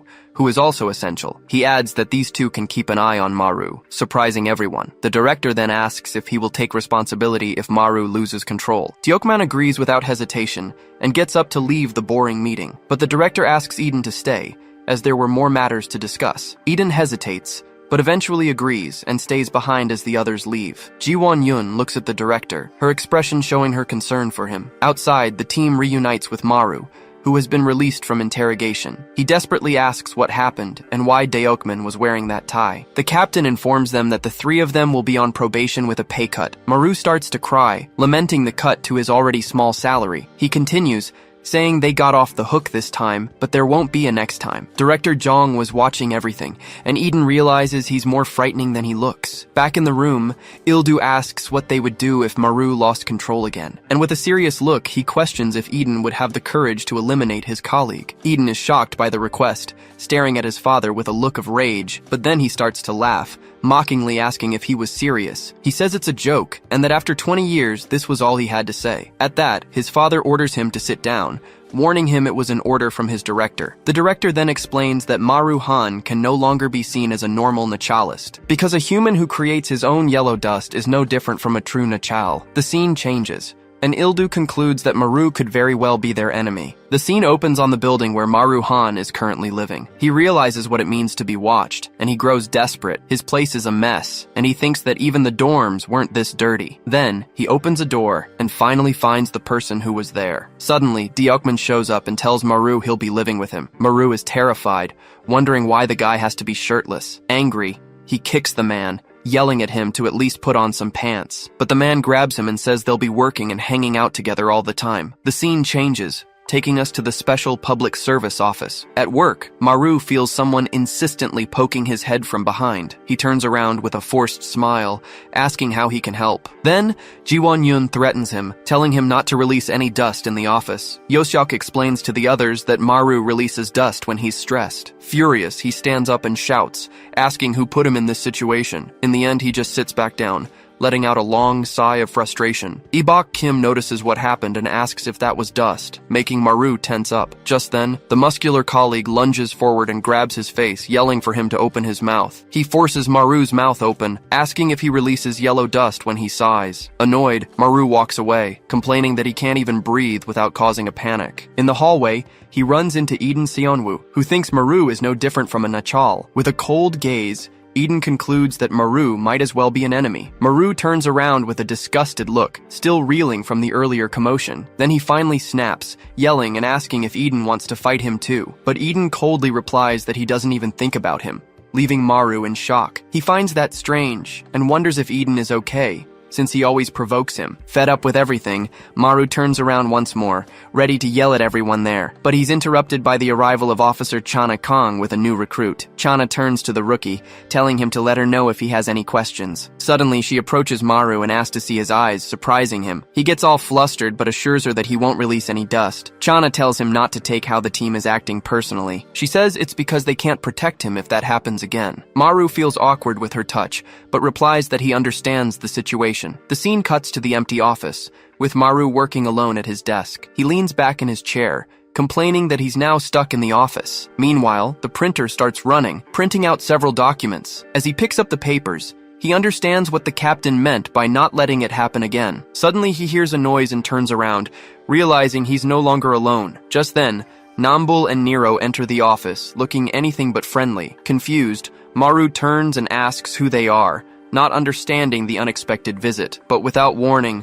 Nambul lunges at him, ready to attack, and with a brutal punch, he lands a solid hit on Maru's face, who had no time to react. The impact is so strong it sends him flying backwards, scattering papers everywhere. Nambul then grabs him by the collar, yelling for him to show the yellow dust. With his nose bleeding, Maru is in shock. He remembers Chana's words and thinks that he can't let that happen again. Nambul threatens him, telling him to transform now or he'll mess up his face. But in a surprise move, Nero lands a powerful kick right in Nambul's face. The guy passes out instantly and falls to the floor, leaving his partner completely shocked. Then, Nero approaches and apologizes for his companion's lack of manners. He then introduces himself, saying that he and Nambul came from the Seoul headquarters. Tired, Maru asks if they came all this way just to test his abilities. Nero says yes, but explains that Nambul came because he's actually a huge fan. Nambul gets up, all excited, saying he was dying to meet King Maru. Maru is completely confused, wondering where that weird nickname came from. Nambul says his yellow dust is better than the director's. One of them gives a thumbs up, saying he's the best Nachalist of all. He's in complete shock, wondering if he really was the best. The scene changes and we see Maru leaving work, still thinking about what happened. On his way, he spots the rookie, Wooju, and notices something very strange about him. Being stared at, Wooju shrinks back and asks if something is wrong. The scene shifts to a mountain, showing a beautiful orange sunset. In the middle of the forest, Maru is trying to fix a piece of communication equipment. He's getting really frustrated because the machine just won't turn on. Just then, Wooju confesses that he was the one who broke it, but was afraid to tell the team. Maru tries to calm him down, saying their team isn't like that, and that everyone makes mistakes. But inwardly, he doubts that a little, as the rookie thanks him for the support. Wooju then tells him not to be afraid of releasing yellow dust around him. Maru plays dumb, asking what the hell he's talking about, but the rookie points to the ground, showing that he was already creating dust without noticing. Realizing this, Maru turns quickly, surprised by his own ability, and suddenly, a strange creature emerges from the bushes, startling them both. Wooju panics, saying that because of him, headquarters won't get the alert, but Maru calms him down, saying it's just a level 1 dust monster. With that, he remembers the compliment and rushes towards the monster, declaring himself King Maru. Without hesitation, he charges at the creature and prepares to bite it mercilessly. With a brutal bite, he tears a chunk out of the dust monster's neck. He thinks that this is the fastest way to finish off a level 1 Nachal. With the monster defeated on the ground, he wipes his mouth, satisfied with the result. Wooju is impressed and claps, saying that he was super fast, but then Maru realizes something is wrong as the monster's body begins to crack. Suddenly, the creature's back splits open with a terrifying sound. He's completely confused as he thought he had killed the thing for good. And from inside the old body, a new, larger form begins to emerge. The new monster was much stronger, revealing its chest full of marks. Maru is terrified to see the Nachal evolve to level 2 right in front of him. Maru pants, wondering what the hell was happening. He wipes his mouth, completely shocked and trying to process the situation. Meanwhile, the monster walks toward him, getting stronger and stronger. Wooju panics, saying that judging by the dust, it was now a level 5 monster. He then announces he'll contact the others and runs off,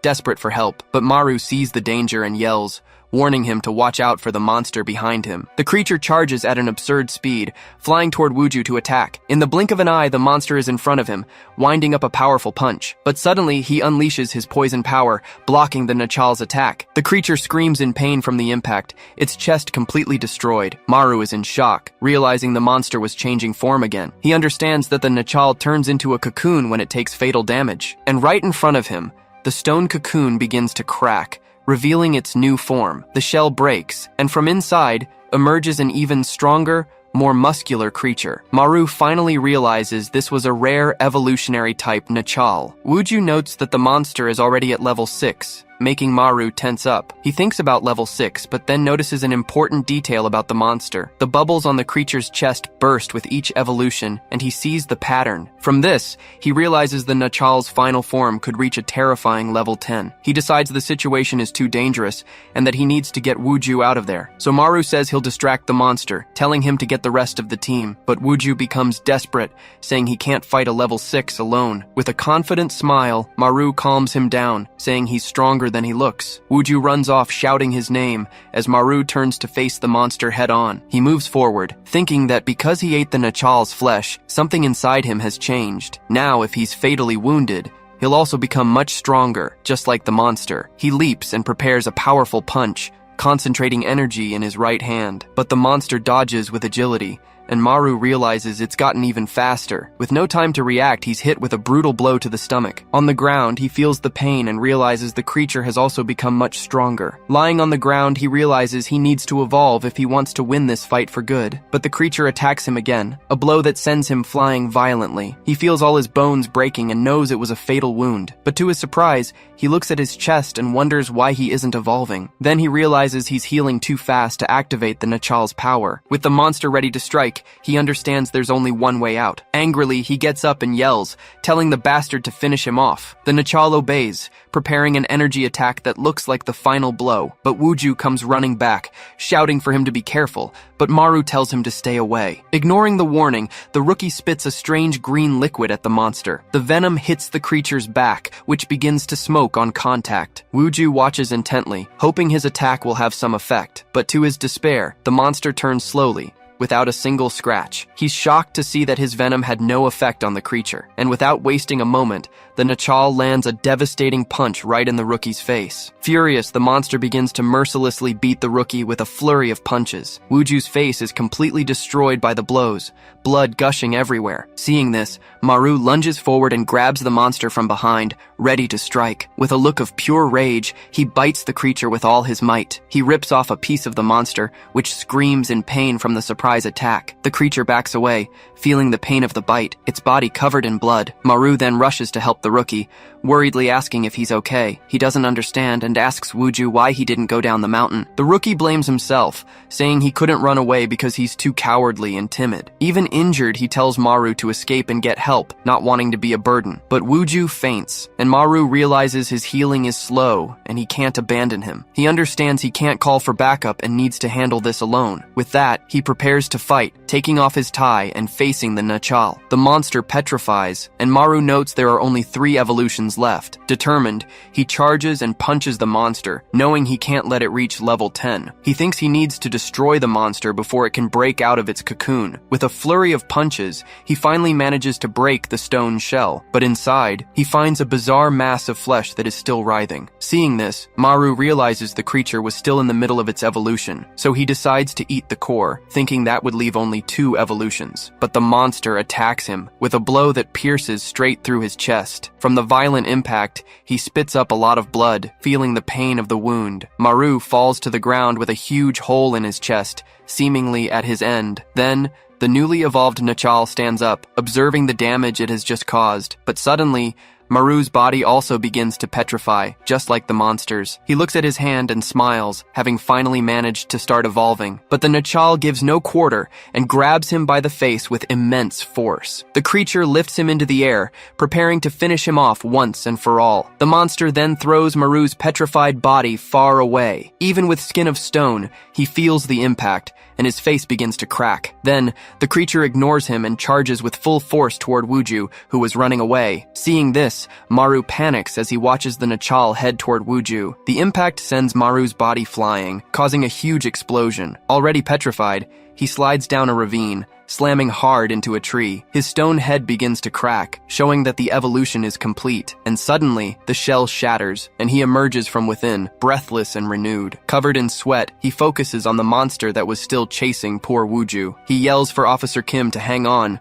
and starts running desperately to save him. With the adrenaline pumping, he realizes he's much faster after the evolution. He believes that with this new speed, he might be able to get there in time to help. But when he arrives, All he finds are the officer's belongings scattered on the ground. Confused, he looks everywhere, as the dust and the nachal have simply vanished. He turns around, completely lost, and wonders where the hell they went. Just then, his phone starts vibrating in his pocket, drawing his attention to the device. Looking at the map, he sees the signal has moved to zone 12-8 far away, and right after, he gets an unexpected call from his team's captain. On the other end, Captain Diokman asks if he saw the level 7 alert. Maru answers the phone, trying to warn him that there's something important the captain needs to know. But the captain cuts him off, telling him to just listen and not to leave his house under any circumstances. He's furious. The captain hung up on him, and he was already out here in the forest. But he figures that with the alert, the team will come, and now he just needs to find Wuju. Suddenly, he hears the sound of a nachal siren coming from the middle of the woods. He immediately turns toward the noise, trying to pinpoint its source, and when he gets there, he finds Officer Kim on the ground, seemingly unconscious. He approaches the body and turns it over, worriedly asking if he's badly hurt, but to his horror,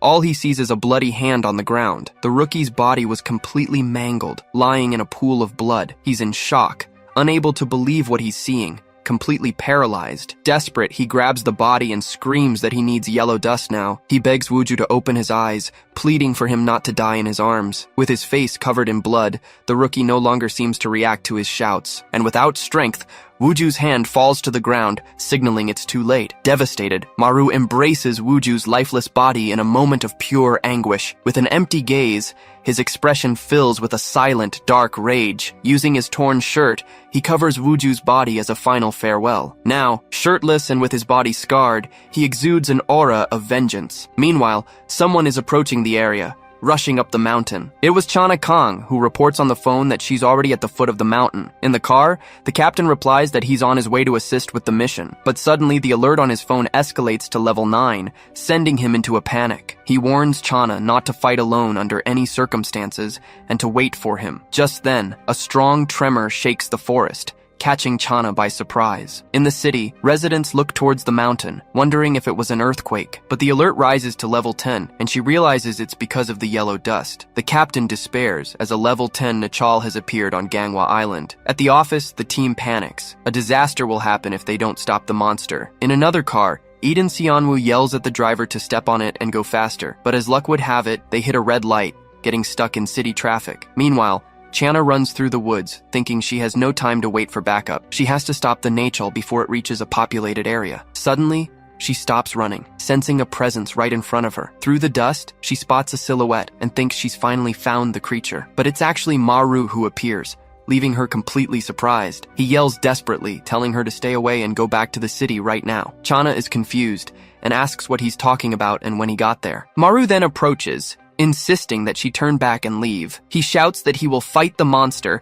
and that her only option is to run, but she calms him down, asking him to explain why she should run away. Maru then explains that this is the final phase of the powerful evolving Nachal. It sinks in, and she finally understands the gravity of the situation they're facing. A cloud of dust covers everything, making a strange noise as it spreads through the forest. Then a dark figure starts to appear through the smoke, revealing a very sinister presence. The Nachal monster finally reveals itself completely, showing off a muscular, all-white body. But then Chana grabs Maru and asks if he's been fighting that creature alone this whole time. He grips a piece of wood tightly and declares that killing this thing is his sole responsibility. Then the boy raises the stake high, leaving his partner completely confused about what's happening. Quickly, she tries to stop him, as Maru explains that he ate the evolving monster. He then explains his crazy plan, saying he will also evolve if he gets injured like this. Chana is shocked and starts to think that his behavior has been very strange from the start. She tries to convince him to hold on,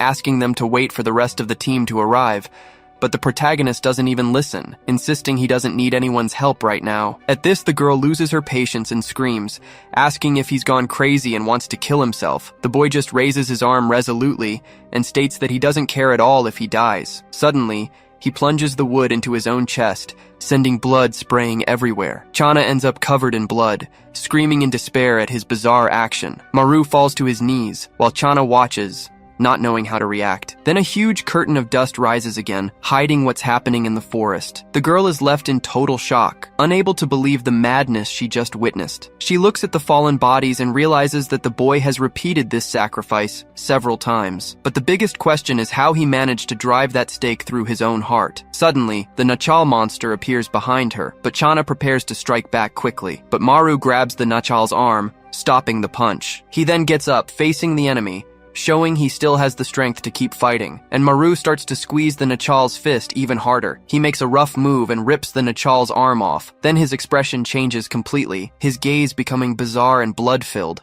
But he quickly lunges forward and grabs the Nachal's neck, trying to finish the monster right there. The creature raises its arm in fury, preparing a punch charged with its full power. Then the villain smashes Maru into the ground with a blow so powerful it makes everything shake. The ground shatters from the impact, opening a giant crater in the middle of the battle. Maru ends up buried under the rubble, struggling to breathe after the brutal impact. The monster then flexes its muscles with fury, showing it's ready to finish the job. He tries to break free from the suffocating grip, but his throat is crushed by the enemy's heavy hand. But then the Nachal lets out a terrifying roar, keeping the protagonist pinned at the bottom of the giant crater. Diokman spots a covered body and tries to figure out what's going on in that part of the forest. Suddenly, a massive boom echoes through the area, putting the young man on high alert. Then Chana notices something has changed. She feels a sinister energy coming straight from her partner. She remembers the Maru she used to know, realizing the guy in front of her seems like a different person. But then the protagonist lands a devastating punch,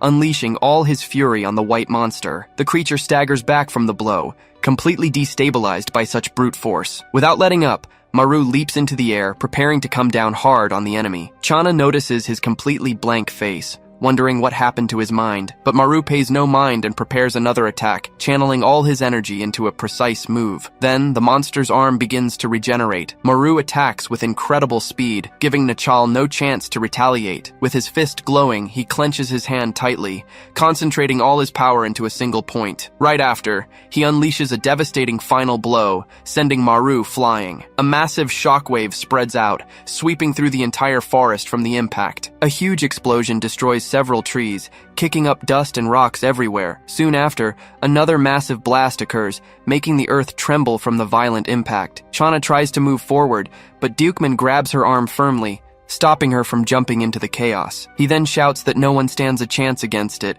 as he doesn't want to see any more agents get hurt. Chana can't believe what the captain is saying, feeling that something is very wrong here. He squeezes her shoulder with deep concern, showing that the situation is spiraling completely out of control. Diokman wonders why Maru showed up to the fight, since he had ordered the young man to stay home. Meanwhile, the scene shifts to an imposing building, where the higher-ups are discussing the situation. But Vice Director Yong-un screams in desperation upon learning that a level 10 monster is now destroying everything. We are then informed that the Incheon Command has already dispatched several officers to handle the situation. Commander Gumok-ji appears in her office, deep in thought, analyzing reports to decide the team's next move. The Vice Director continues to give orders for everyone to be ready, in case the agents in the field can't handle the pressure. Then Director Ildu Jong relaxes while reading the news, remarking that it's been a while since a monster like this appeared. The vice director recalls that the entire mountain team was killed, leaving many civilian casualties in that tragedy. But the director tells her to calm down, assuring her that Captain Go will handle it. He continues speaking with a smile on his face, showing his complete trust in the people on site. Just then,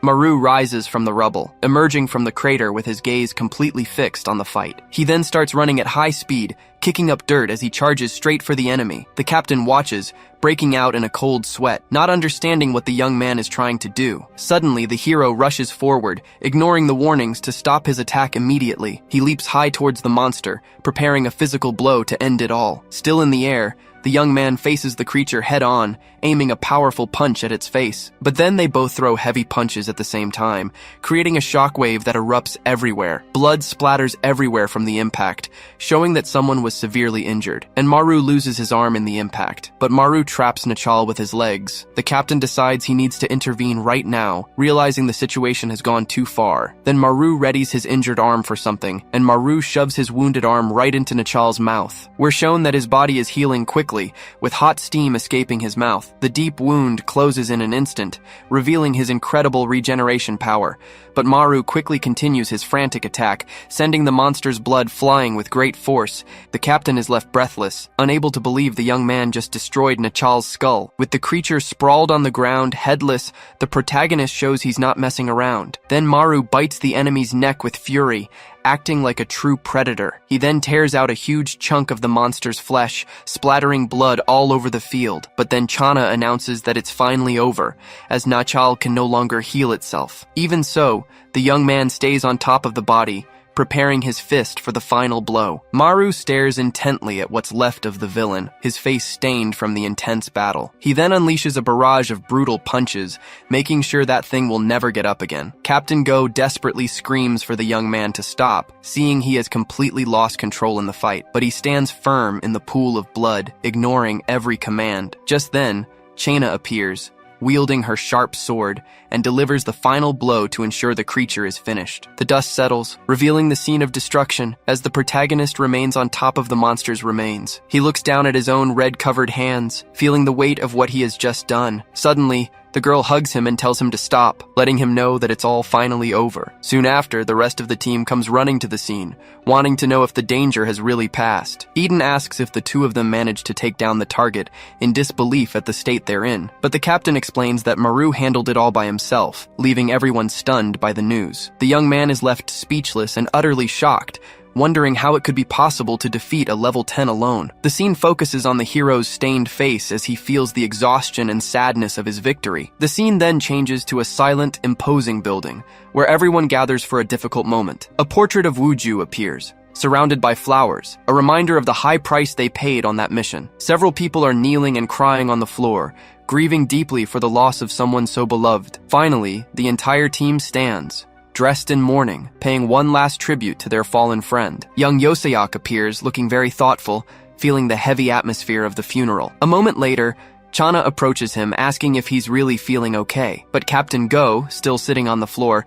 says that no one ever gets used to this. The young woman leans against the wall and asks how they dealt with Wuju's death. The man sighs deeply, explaining that it was an accident, but at least they had a body. With that, they begin to walk down the hallway, realizing the island is no longer safe. Chana is worried about the protagonist's disappearance, asking if Maru still isn't answering his calls. Meanwhile, we see his ID badge on the table, as the captain confirms his resignation. But the girl insists on trying to talk, asking for some time to speak with him. Captain Go keeps walking and states with certainty that the young man won't go back on his decision. He then recalls what he experienced at the Seoul barracks when a level 10 monster attacked. The man reveals he was the only survivor, as that creature killed almost his entire team. His footsteps echo through the empty hallway of the building as he carries the weight of these bad memories. Deokman then comments on watching his friends die, leaving his partner deeply shaken by the story. The scene changes to Maru's messy room, where he sleeps surrounded by trash and deep loneliness. Maru is sprawled on the bed trying to rest, but the atmosphere in the room starts to feel strange. A moment later, a purple rift opens in the wall, releasing a sinister smoke that fills the space, and suddenly, a blood-soaked hand emerges from the purple portal.